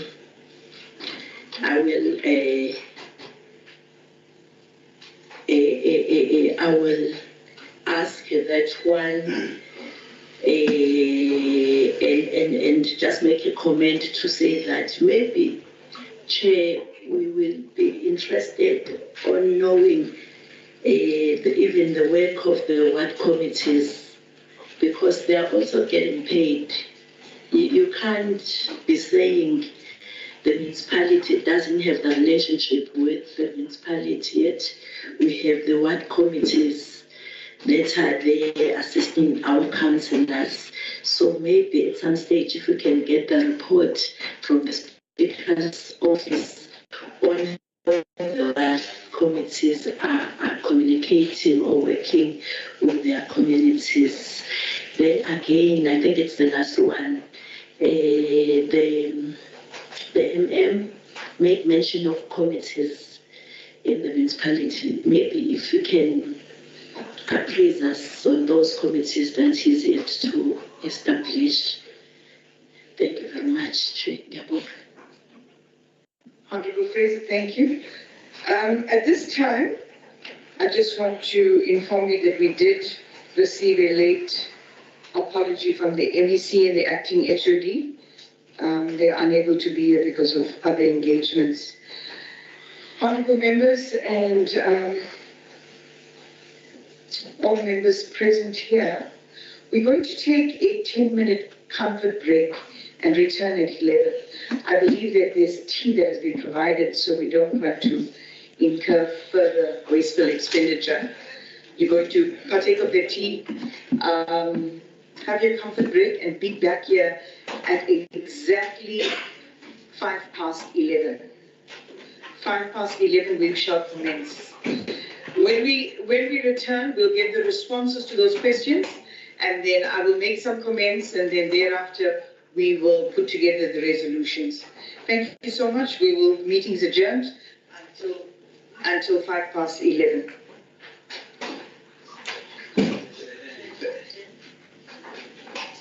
I request your induction as chairperson. Powder rooms are this side.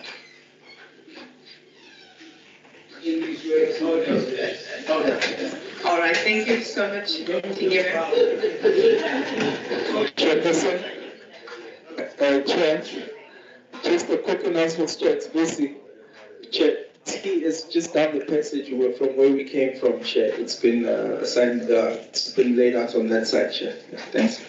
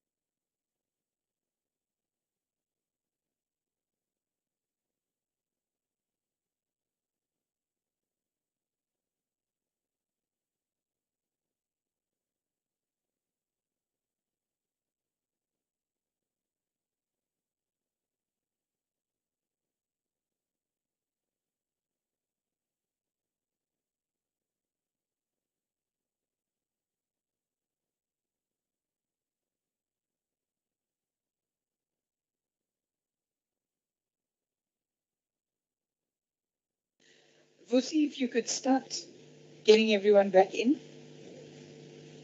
We have a minute.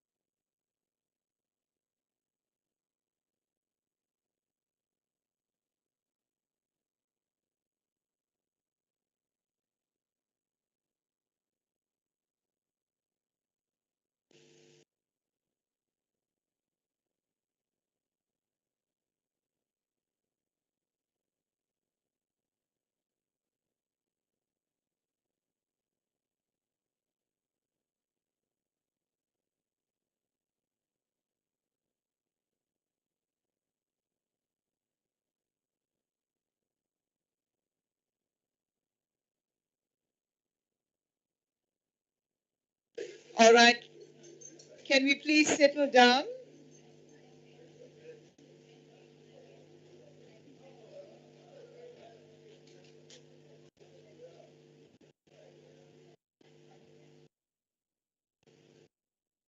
Thank you so much.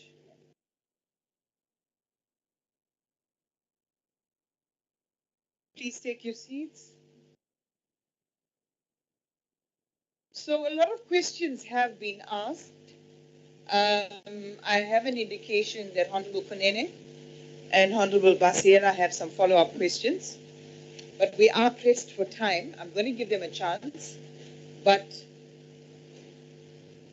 before I give them an opportunity, I want to just touch on to add some key points, just to add to what the members have already raised. Now, the reason we are actually here, the reason for the audit outcomes that you had as a municipality was mainly due to the weak, insufficient control measures, document management system, and your supply management issues. You can't prove what you are spending on, in a nutshell. You also have not disclosed your irregular expenditure. We don't have that register. Of course, there are other issues like your debt collection, your creditor payments, and so on. Your creditors are waiting 5 months to receive their money, almost 5 months. We are worried about your fiscal position, your liquidity, because ultimately you're making all of these changes and you're making the headway, but if you don't have money in your bank account, then you are in serious trouble. And so we need to understand what you are doing in terms of debt collection. One of the issues is that you are owed money by government departments. We want to advise you to meet with those departments if you're not already doing so. Meet with them and come to some consensus where you offer discounts, especially to the Department of Public Works and I think the Department of Health, so that you can get some money into your bank account and your liquidity will improve. So those are the issues that we want to touch on, and we want to hear from you in terms of what you're doing, and those are the resolutions that we will take. I want to touch on a few other things.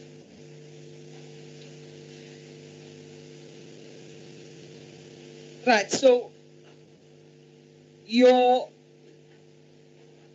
Masoa boot camp is supposed to take place on the 31st of August. That's in the pipeline. If you could just touch on that.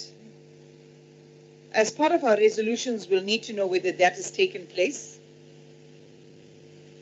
And we'll need a report on that. So you've written off 65.4 million, 43 million remains in limbo. As I've mentioned earlier, we need the UIFW register. We need to deal with this amount. We welcome the cost containment measures that you're putting in place. Honorable Fraser raised that issue, some other honorable members as well, that you are containing costs and doing away with unnecessary expenses that you can insource. Also, Honorable Fraser raised the issue of the skills deficit and how you're dealing with that so you don't have to outsource. The other issue of concern to me is the maintenance. You're only sitting at 4%, and 8% is about the norm that you should be aiming for. What is the plan there? Because you are spending a lot of money on infrastructure. I think you've gone of 100% of your MIG grant.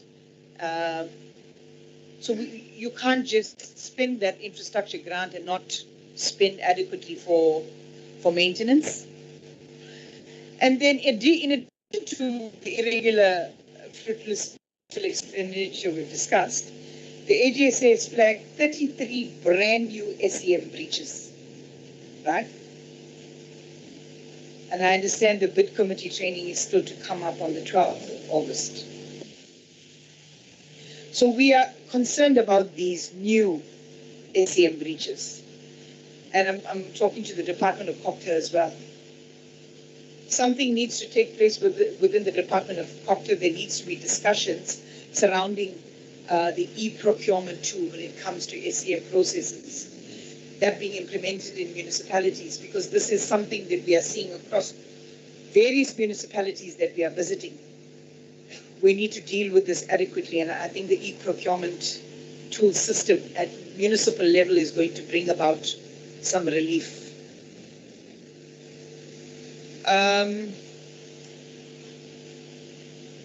Spoken to the debtors. In terms of your debtors in households that owe you money, you need to put together some sort of system where you're sending SMSs. Some plan needs to be there to remind people of what they're owing. We need to understand what kind of revenue enhancement strategy you have to deal with this. And so also I'm coming to impact now. See, a service provider was only appointed on the 31st of July to help Impact probe 2 years of unauthorized spend. Perhaps touch on that, because we want a functioning Impact. It's vital that Impact functions well, especially since you have large amounts of irregular expenditure. We need to ensure that the proper processes, proper investigations are being conducted and so on. And a very important point that Honorable Madlopa raised about consequence management, we need a report of that as well. So I'm just going to leave that there for now, and we'll come back and tie up the resolutions. Before I give you a chance to respond, and then Cogta a brief chance to respond, Honorable Kunene, you can raise your point, and then Honorable Basiela, but very briefly. Chairperson, I think the right is that if all municipalities within the period of 5 years, that they supply to us. Just to remind them, to inform them that. But there's a point that requested to us is unrelated to this. I just don't know. It's the first time we have got the officials of the municipality and the province under planning section. I hope they are in. What can be done about this traffic jam in terms of future plans of relieving? Because it's a nightmare to come to Nongoma. The same thing applies with the Tuwela Ferry. I just wish to know, outside of this, not outside, when we finish this, whether are there any plans to sort out this problem of traffic jam. I hear that weekends and month ends, you can't even move. So it's embarrassing that you allow such a situation to continue. One just wishes to know what are the plans and when are they going to kick in to actually reduce this number of, I don't know whether this town, the way it's situated, are there any byways that can be found to reduce the traffic jam? That is the concern I had, which I thought, because I've never had a situation where municipal officials and provincial planning officials are together. They should talk to us about this kind of critical problems, which also will extend to where the fair, but because we are in Nongoma, we want to hear that. Thank you for your This is the question I missed. The AGSA found gaps in the fixed asset register. Assets physically verified did not match the report. Who is accountable for these discrepancies, and how will you ensure that assets are not lost or misappropriated? Then there is a physical verification report and list of write-offs or adjustments. Can this be made available in detail, and whom will initiate some kind of audit or investigation so that officials are held accountable? The municipality regressed on 9 of its 14 planned performance targets. What were the remedial plans tabled? Then there's 100%, there's some directorate which missed 100% of their targets. What was the consequence management measures applied? AGSA flagged internal audit unit lacked capacity and did not complete 25% of its annual audit plans, undermining governance. What steps have been taken to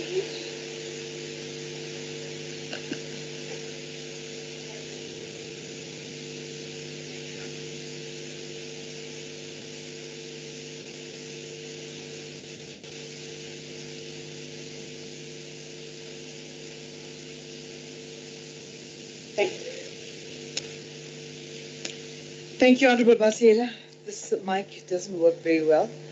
MM and Cogta, we've posed several questions.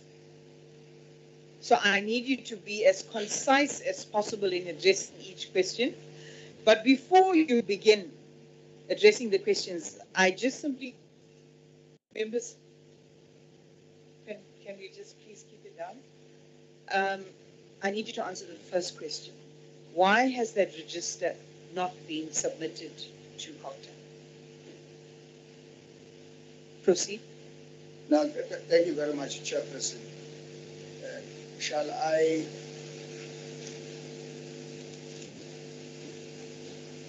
attempt to respond?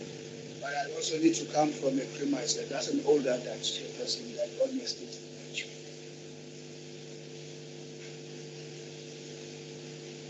The first issue perhaps that you should appreciate, Chairperson, is that we are still working on that register, which is a true reflection of what is happening.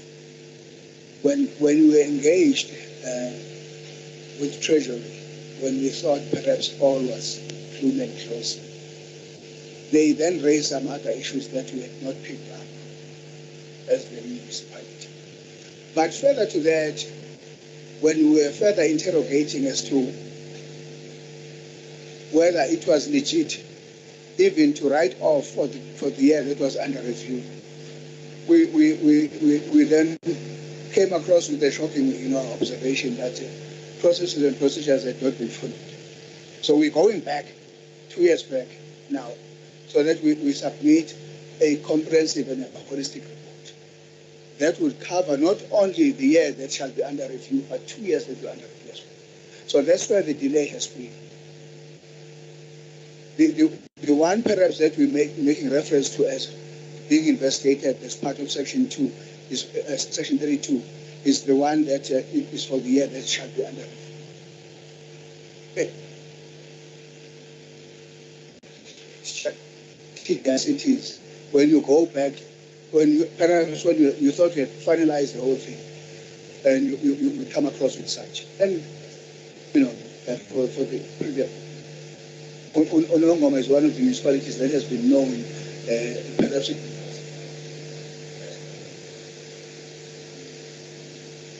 Okay, I'm going to stop you there. That has been our main issue today. So we're going to give you 10 days. I'm not sure how far you are with this register, 50%, 60 or 70% complete, but you have 10 days to submit that register to Cogta, and that register will be supplied, will be passed on to the portfolio committee. In the next 10 days, we must see that register. And even if that register is not complete, we want to see what you have. Right, so you won't touch on that in your answers. You can touch on the rest of the issues that we have raised as members. Over to you.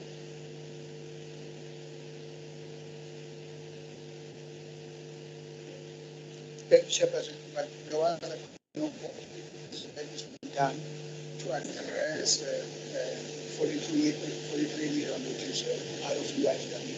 I want to repeat what I said along. There is Section 32 for an investigation, and that as a result of it, you have to be presented to council and to council. But in tandem with that, Chairperson, some of the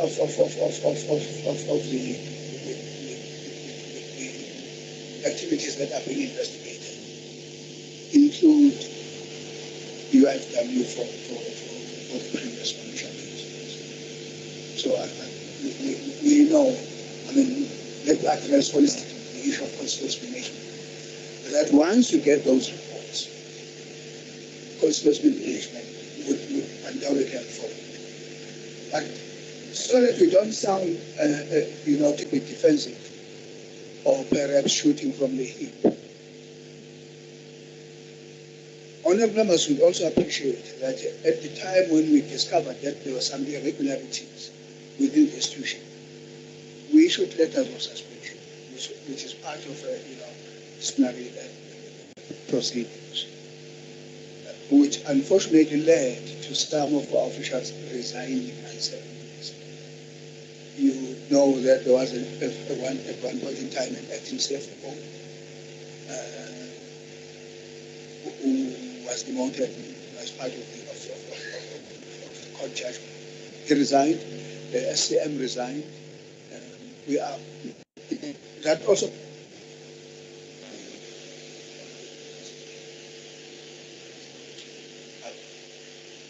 I hear you, Acting MM, but I don't want you to elaborate too much on this. One of the reasons why there are so many issues in municipalities is because the way the wheel of consequence management turns so slowly. So we don't want an indefinite period, to allow you an indefinite period to be able to go and resolve all of these issues and get the register sorted. It must be prioritized. Even if that register is not complete, it must be submitted to Cogta and it must be passed on to us. You can, make your remarks there as to what the reasons are for the register being incomplete and so on. But please, we are requesting that that register be finalized within the next 10 days and sent to Cogta.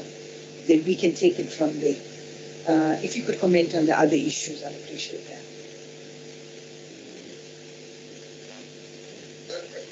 Chairperson, regarding how best we could address the issue of reoccurrence. We have developed a strategy which I have advised.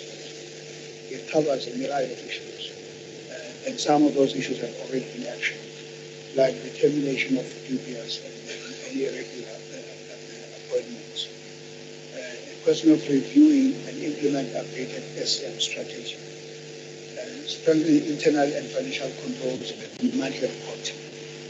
And we are also receiving not support from Cogta only, but also from Treasury in that regard.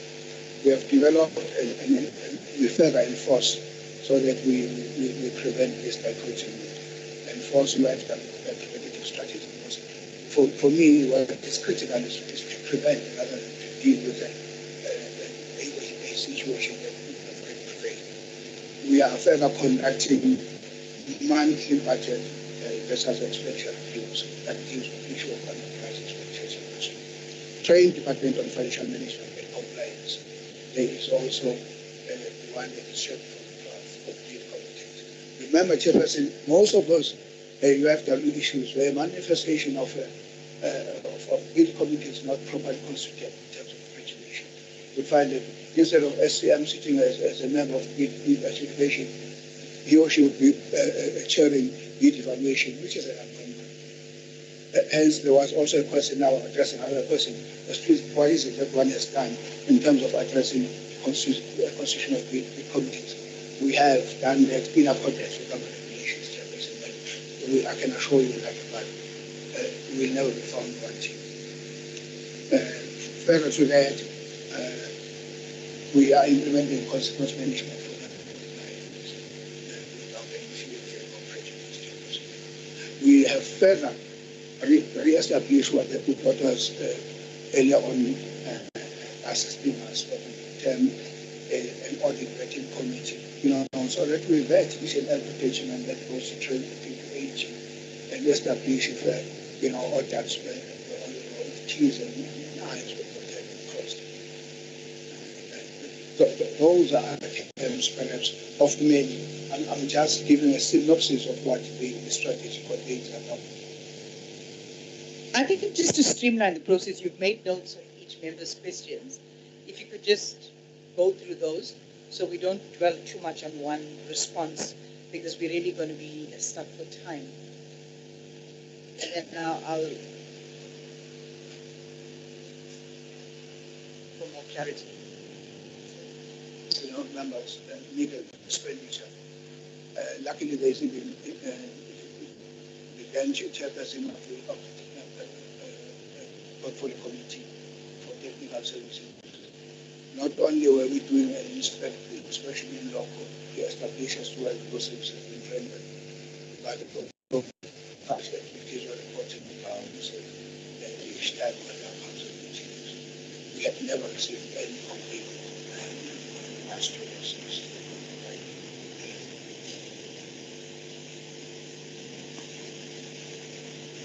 The question on the two tracks, waste management tracks, we do have our own track.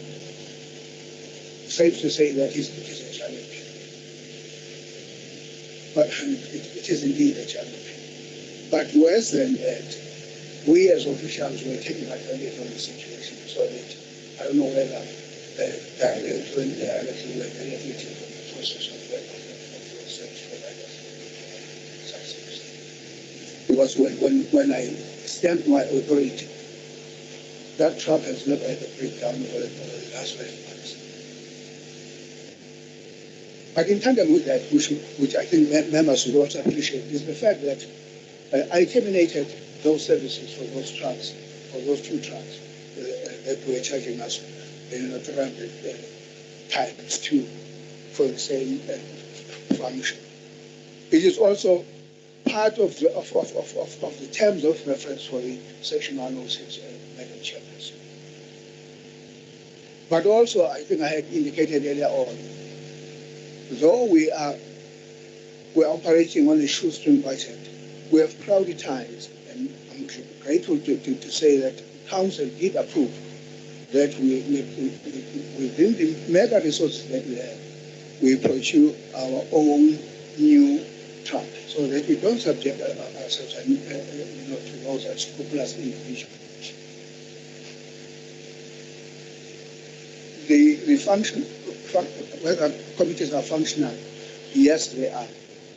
There was a time when there was that, political uncertainty and those challenges for a month or two. I think I need to indicate that when I joined the institution, there is an I wrote to the HMHO team requesting that they come and provide training for councillors. They needed to. There are a number of time permitting of reading each one of them, from the Section 106 to the training programs. They are indeed again coming to train the newly elected office bearers so that they would understand their parameters and how they should function. No, that's fine. I'm just trying to make this process as concise as possible. I'll give you a breather just to look through those questions that members raised, and I'm going to go to the Department of Cogta, Ms. Nongoma. Now, the AG, Ms. Nongoma, as I mentioned, weak, insufficient control measures. They need a document management system to support compliance with supply management requirements. Basically, their record keeping. What support, and I've seen their turnaround strategy that they've requested support from Cogta. What support are you going to implement to assist them with to deal with this particular issue so the AG does not highlight this again, it doesn't affect the audited outcomes, because we need to talk about this issue. For every cent spent, service rendered, we need to be able to account for the money that's spent. How are you going to assist them with this? If you could briefly answer, please. Thank you, Chair. Regarding the safekeeping of documents, Chairperson, the municipality, as I've indicated, the they do prepare their monthly reconciliations on financial and also on performance management as AG has raised those issues. On the safekeeping document relating to SCM or expenditure management, working in hand with provincial treasurer supporting the municipality to ensure that there is a voucher audit being undertaken within the municipality just to confirm the compliance on the SCM policy and regulations. So the documents are there, Chairperson. The municipality have already the transfer of skills for the officials within the municipality, the team in the municipalities, ensuring that there is supporting documents in hand to verify each and every document relating to the SCM policies or regulations. Chairperson, I want to confirm to you and assure you that with these financial statements being prepared by the municipality, there are supporting documents. As I'm presenting to you today, we have received the draft financial statement of the municipality. They're getting ready for the audit, for the upcoming audit, Chairperson. So you don't see this as a problem in the next audit? To answer that question, Chair, I don't see it as a problem regarding with this audit, as we are ensuring that we have all the supporting document for this audit, Chairperson. Solving. In terms of availability or employment of senior managers, do we have enough to sit on those in terms of ensuring that the SCM process takes place efficiently and according to regulations? Is that in order? Yes, Chair, is in order. And I want to confirm to you that provincial treasurer they are the custodian of the SCM. We're working together to ensure that the municipal officials are being trained. But I did hear you, Chairperson, regarding the e-system of which as Cogta will take it upon ourselves to engage a PT to ensure that this municipality now they invest on the e-system relating to the SCM rather than to do it on manually or else on the normal information system, but to confirm this will go forward to use the e-system on SCM, Chair. One, back to the acting MM. The debt collection, especially with government departments, has there been any engagements with government departments to assist them in getting those debts paid? Allow me, Chair, to refer that question to Mr. Moy as he's supporting this municipality to provide you more details. Thank you. Sure. Thank you, Chair. Yeah, there is extensive support to municipality towards collection of government debt. But there's also certain specific data that was highlighted there, which was the FET College, which has got a substantial amount that is being owed to the municipality. And Chairperson, most of the data for this municipality arise from property rates because that's their biggest source of own revenue. Now, if you understand Nongoma Municipality, it sits on ITB land. And that ITB issue again is a problem when it comes to payment of debt by the FET College. We have engaged them, but they believe that because they sit on ITB land, they should not be paying rates. But it's a legal interpretation of the Act that they are missing, and we have also now decided that we need to consult the National Minister of Education for his intervention, because we see that cutting across most of FETs that are sitting on ITB. And not only FETs, most properties that are sitting on ITB, they are not paying municipalities because they believe that they should not be paid because they sit on ITB land. But the legislation is very clear. An owner of a property is liable for it, and they are an owner of a property. So we are also engaging other departments like your Provincial Public Works. But with the Provincial Public Works, Chair, the issue is the budget. They want to pay municipalities. And the municipality like Nongoma is always going to be disadvantaged because they do not have such mechanisms to enforce like the likes of Ulundi municipality. If they don't get paid, they switch off the electricity. And the departments will run and they will settle. But with Nongoma, if they don't get paid, they got nothing else they can do. And we also get involved, but if the department says we don't have any money, and that's the situation. So I think we also maybe need to escalate this issue of provincial Department of Public Works. It's an issue that cuts across most of our municipalities, especially the poor rural municipalities. They always sit at the end, but the queens are paid, because if they don't get paid, they go and switch off. So that is the problem that we have with regard to government debt at Chepe. Thanks. Like I said, you can negotiate discounts, offering them discounts to settle outstanding debt. And we'd like to see that happen. I'm not sure whether you can do quarterly engagements with them or monthly engagements, but some engagements, further engagements need to take place to discuss concessions. The other issue I want to raise with Cogta is the average debt collection period is 241 days. This is serious, like I said earlier, for their liquidity, the financial stress on this municipality. And 60% of the receivables are impaired. This signals a looming cash crunch. What support are you providing to this municipality in terms of this? Chair, with regard to debt again, there's also issues of that comes in this municipality, and we have also been providing support around indigent management, which has also resulted in some of the debt being also considered for write-off or impairment. So there are long outstanding debts. That's where the issue of data cleansing needs to come in. And I think it was raised earlier whether we are supporting the municipality towards cleansing of the data. And Chair, we had wanted to do this project this year, and we had budgeted. We provided a budget. Unfortunately, that budget was cut because of financial constraints within the department. So one of the municipalities that we were targeting was Nongoma to assist them in the data cleansing. But that money is not available this financial year, and we are hopeful that maybe in the next financial year we have some money. But we've also checked with our provincial colleagues at provincial treasury. They also don't have a budget to support. However, we are also assisting extensively on the reconciliation of the valuation roll and the billing to ensure completeness of their revenue. So that's the support that we can provide within our current capacity we are providing.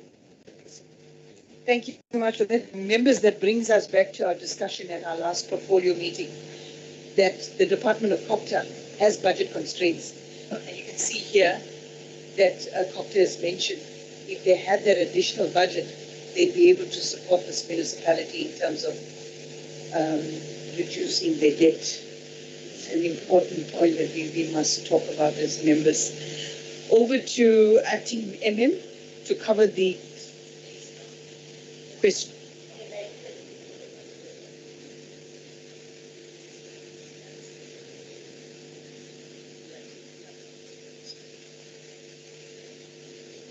No. Honorable Chair, I wanted to make a follow-up on what you're saying in the response. Chair is talking about the discount of the departments, but I want to check whether the municipality does have indigent policy. Sure. You talk about that there is a discount on those indigent and so on. Is it based on the policy? Sure. Yes, this municipality has got an indigent policy that has been approved by council as part of the budget process. And in terms of that policy, Chairperson, it provides relief measures to those who qualify as indigent in terms of the qualifying criteria. And unfortunately, as I said, Chairperson, most of your indigent people would be indigent for services like your free basic water, which is not being provided by this municipality. Free basic electricity, which is also being provided by ESCOM. The only indigent relief that is therefore available for customers of this municipality is indigent as far as property rates is concerned. And that is if your property is liable for rates, and they will be provided that relief, Chairperson. No, thank you. Acting MM, if you could just go through the questions that members raised that are still outstanding. Thank you, Chairperson. Hello, Chairperson, thank you very much. There was a question around, and perhaps a concern around the decline on IDP from 86 to 80. We noted that concern, and we have endeavored, to ensure that we go back to where we were, or alternatively beyond what we were. The cash coverage ratio is with the congested terrain on the channels. But we think we're moving towards that norm. For the first time after 2 years, that we closed the financial year with a balance. We closed our financial year with a balance of 1.7 million. Without even trying to source, an overdraft to pay for the services that get provided. But also we're even able to service service providers whom we should have paid in the previous financial year.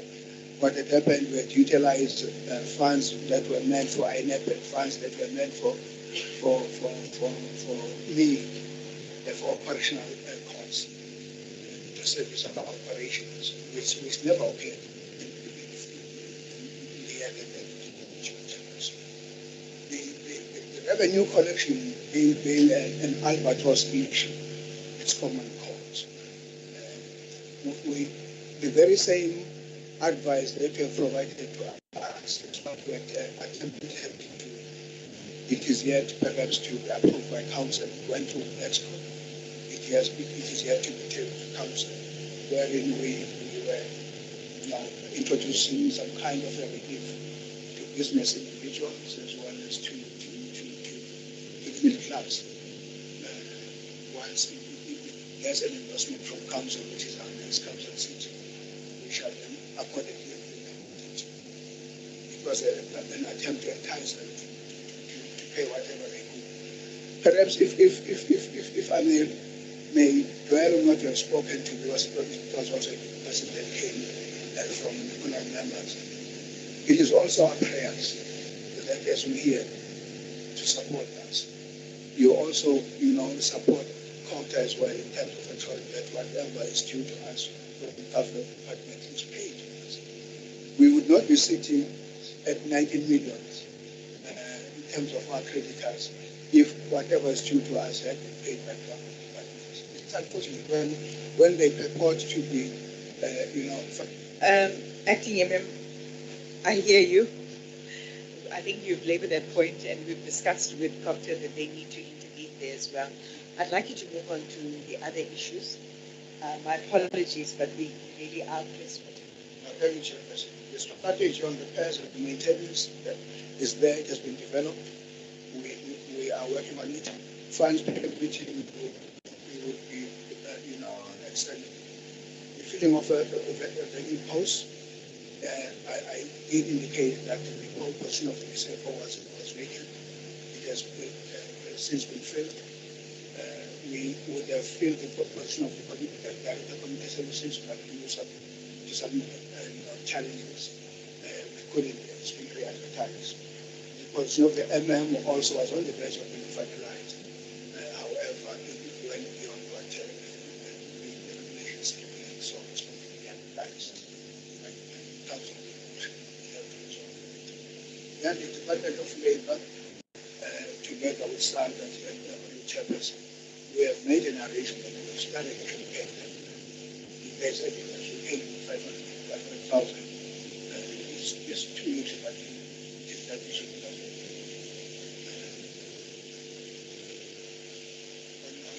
We also note the concern of one of our members regarding disaster management. We are prone to disasters as normal. We are looking at them. If I may just stop you there, do you have a budget for disaster?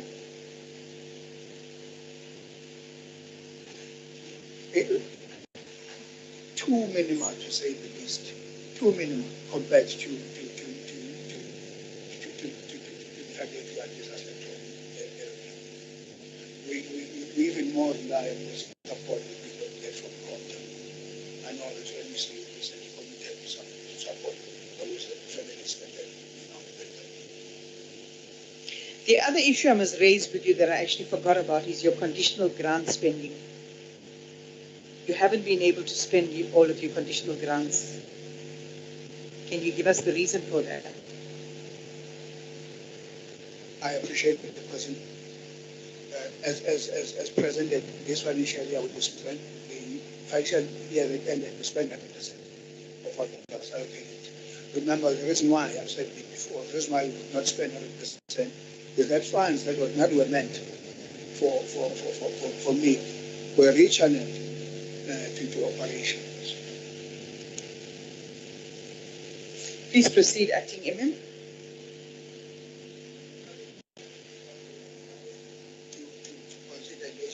Research, we note that municipal debt, we do have an EPS which is 30%.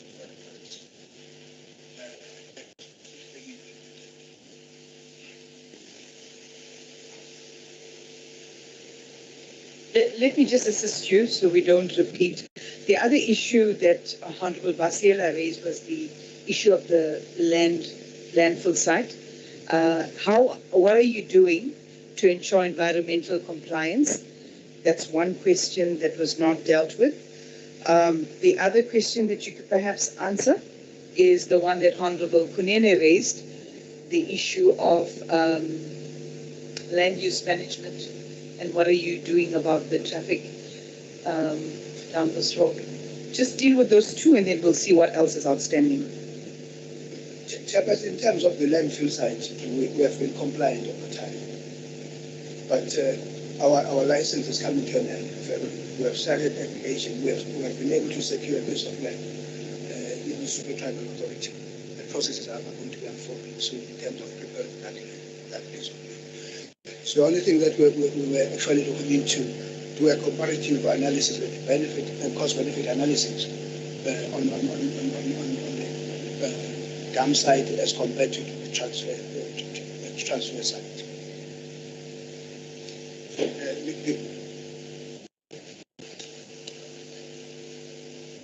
That was about land use management, dealing with the traffic, what plans you've got.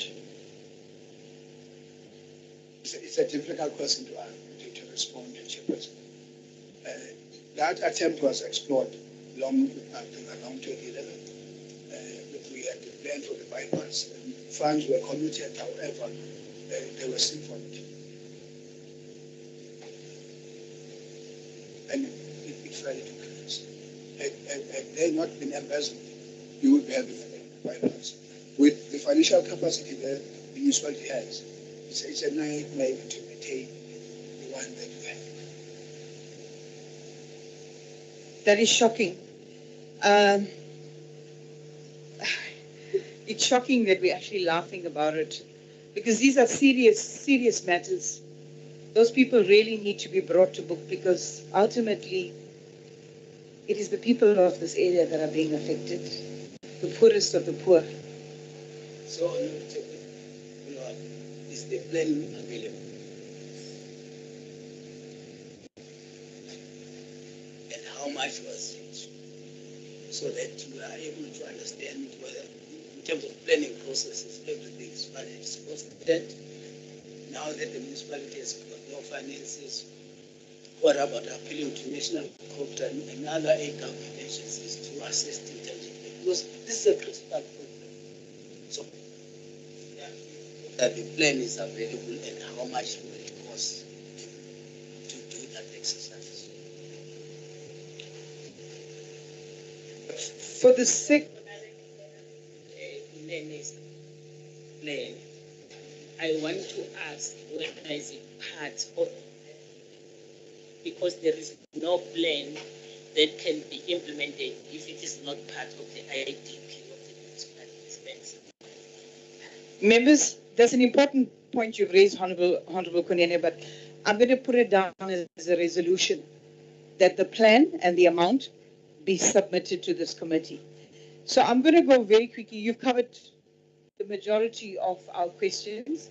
One of the questions comes to mind, I think the Honorable Fraser raised, is what are you doing to improve the relations with the community?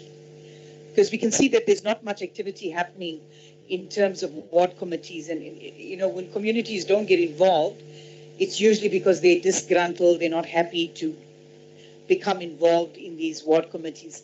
If you could respond to that, then we're going to move on to the resolutions. And that's Chairperson. Speaker is our speaker. Could respond.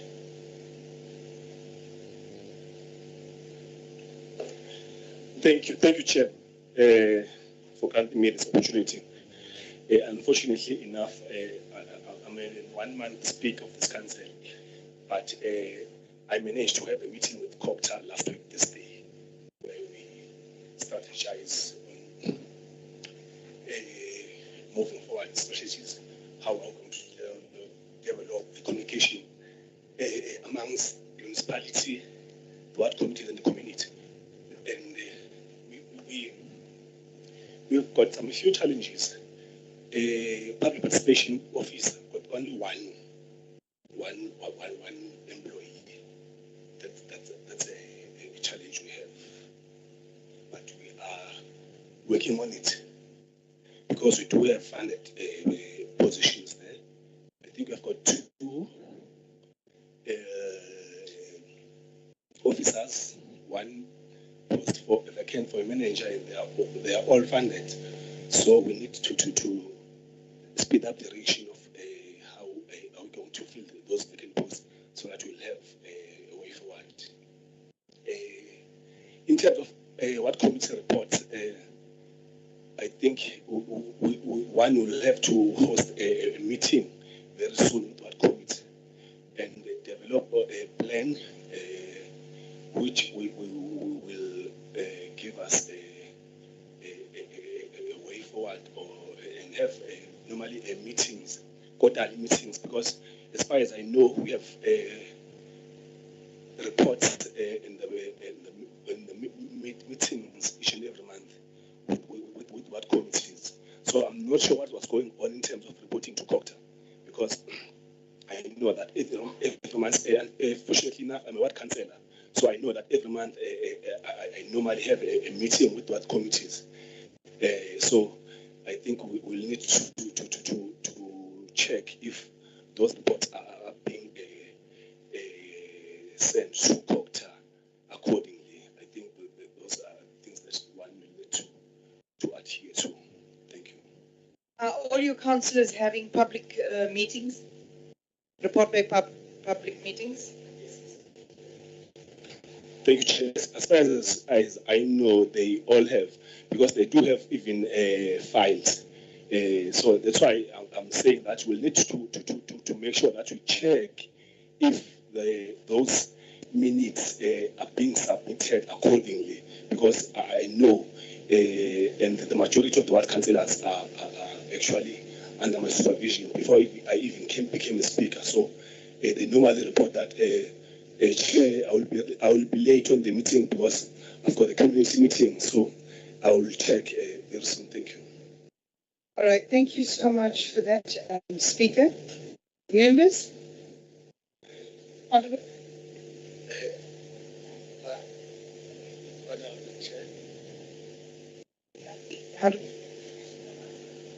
it's not an answer. It's just a inkinga la i-council, in my observation, it's an instability on the council part of it. That's where the problem is. As far as I think, the speaker is only having 1 month, and the problem that you are confronted with is the problem that initiated on the previous speaker, and the current speaker has got no ideas what is going on within that 1 month period. Surely there is a problem. I think those things need to be looked into at the political level these days. That problem will result with the instability of the municipality. All right, we are coming to the close. We've already moved past our time. So I'm going to go through the resolutions. Acting MM, 1 minute. Thank you very much for your intelligence. Now, there was a stress question that was asked. If I don't address it, it will be judicious of me. Whether we shall not be finding ourselves in a similar quandary come the end of the audit. And I know that if I don't address you, I might be baptized of fire should you come back here again. Definitely, when I engaged with Treasury, with AG, and presented my own plan, he said my plan is over-ambitious. It will be a miracle if we get out of the woods, because there are historical payments that we are currently doing, which would have been either irregular, however, with evidence that services were provided. We still are committing unauthorized expenditure in lieu of the fact that we are paying service providers that ordinarily would have been paid in 2022, 2023, that were never paid. So it might resurface, and I felt it's an appropriate platform to make such a presentation, Chairperson. All right. Members, let's just go through the resolutions, and if I miss anything, please raise it, and then we'll include it in the resolutions. So firstly, Honorable Ngadi raised an important issue with political instability, issues with the community. So we want Cogta to let us know what support, Speaker has raised the issue of lack of a public participation practitioner. So we want to know what kind of support you're going to be providing to them in terms of ward committees, public participation, so that the political issue and the communication and relationship between the community and the municipality improves. So that's going to be the first one. The second one, Honorable Kunene raised the issue of the road. We need to know what the budget is. We need to have the plan so we can engage as members and see what can be done and make that proposal to you. So we need that. Thirdly, we need details of your cost containment measures. You've mentioned some to us, but we'd like a full report of that so we can see what progress you are making in terms of improving your liquidity through cost containment. And of course, how you are reducing the hiring outsourcing in terms of the skills deficit, what's being done to assist the municipality with their skills deficit. Then the landfill side, I'm not sure whether Cogta or ETIA has come through and done an oversight. We need a report on that and what progress has been made.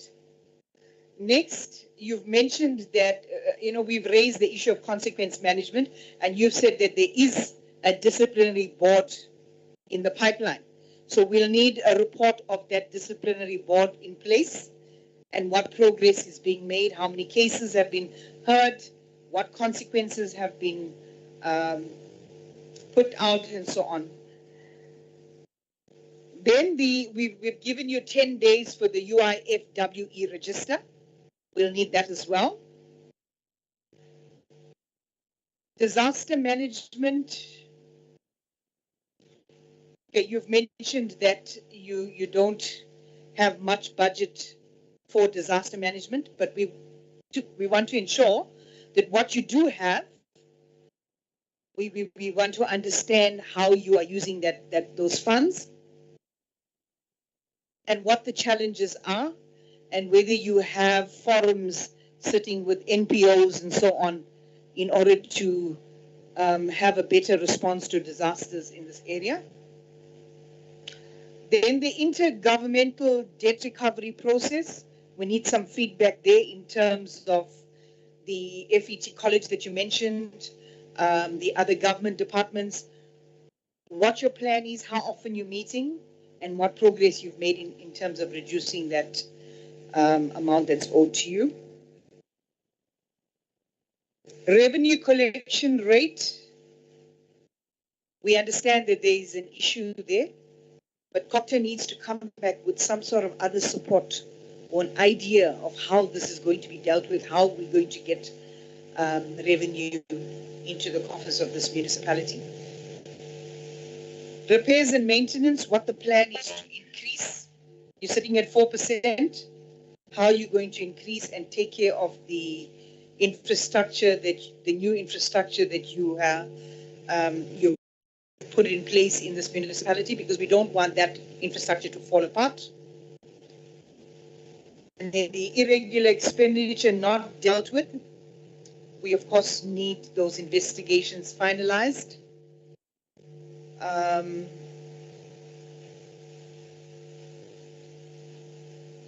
Members, are there anything that I'm missing? One other thing is the Section 106 investigation. We understand 13 March that the MEC signed that. So we need from Cogta a progress report, because we don't want to come back next year. Hopefully we will not come back, but we don't want to come back and hear that this Section 106 investigation has not been concluded. We cannot have Section 106 investigations go on for years and years and years. This has got to be finalized. And we understand that this municipality is no longer under administration. If you could give us a report from Cogta as to what, something from the previous administrator, just to help us understand as members what went on, was there cooperation? If there's any pertinent points that that administrator would like to raise in a short report, we'd like that as well. And the amounts that have not been dealt with, how are you going to be dealing with those unauthorized expenditure amounts that has not been dealt with? Members, this is where you come in. I'd like to know if there's anything you'd like to add to the resolutions. Let's start with Honorable and then Honorable Madlopa. Any other members, because we are coming to the close? Okay. We'll give Honorable Fraser an opportunity if she's not covered. Just 3 members, and I'm bringing it to a close. Thank you. Just one. Initially, I requested to have an idea on the composition of the bid committee, if it's in line with the Municipal Finance Management Act. If it's not, then that needs to be rectified. That is what I wanted to submit on that one. Before Honorable Madlopa, I think Cogta responded to say that Treasury is working with them to ensure that everything is on board with regards to SEM. Honorable Madlopa?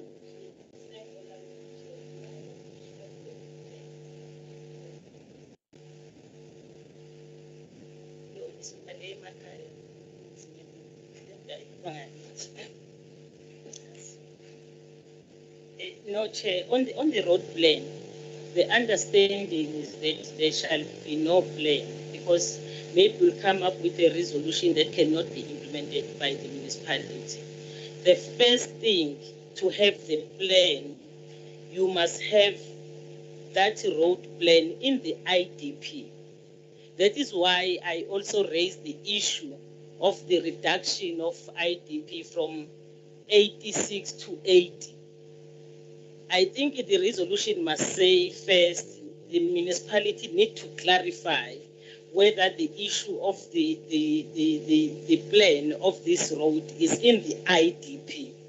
Because we cannot have a plan of the road without it being put in the IDP. That is the first start. So I think maybe our resolution must to say the municipality must, if it's not in the IDP, I think the IDPs are coming now. I don't know whether it's now or September. If it is not part of the IDP, it must first be included in the IDP so that we can, after that, say that what is the plan of this road. There will be no plan without it being part of the IDP. I would be shocked if the municipality did not put it in the IDP even before, when this matter is so critical. Thank you, members. I think that Honorable Madlopa, you can give us that clarity, and then we can take it from there. Honorable Fraser? But Chair, as the municipality will be focusing on the road, they mustn't forget that the people must be perceived of the IDP. It must not be bottom, it must be the other way around. The people must have a say in the IDP. 100%. No, 100. My apologies, members, this microphone is faulty. You raise a very important point. Ultimately, because you have cash constraints, the majority of the budget has got to be spent on the people, on service delivery, improving the lives of the people. Honorable Basiele has raised a point about the asset register. If we could get an update on how you are updating and monitoring your asset register, we'd appreciate that as well. Members, thank you. We've come to the close. I just want to thank you for your cooperation, for the excellent presentations by Cogta, especially the follow-up presentation, which has given us so much more information. Also, you've taken the time as the municipality acting MM to give us an additional report, which we highly appreciate. We can see a lot of time and effort has gone into it. We also note that you are very positive, passionate, committed to making a change. And I think as members, members will agree with me when I say that we feel very positive after this outcome, because we can see that you are on the right track and that you are really committed to making changes. We want to wish you well, Your Worship. We want to wish you well, Acting MM, CFO, Speaker, and your councillors and your community. And thank you so much for cooperating with us today. This meeting is adjourned. If everyone could just please come to the front, we'd like a picture with the municipality. Thank you.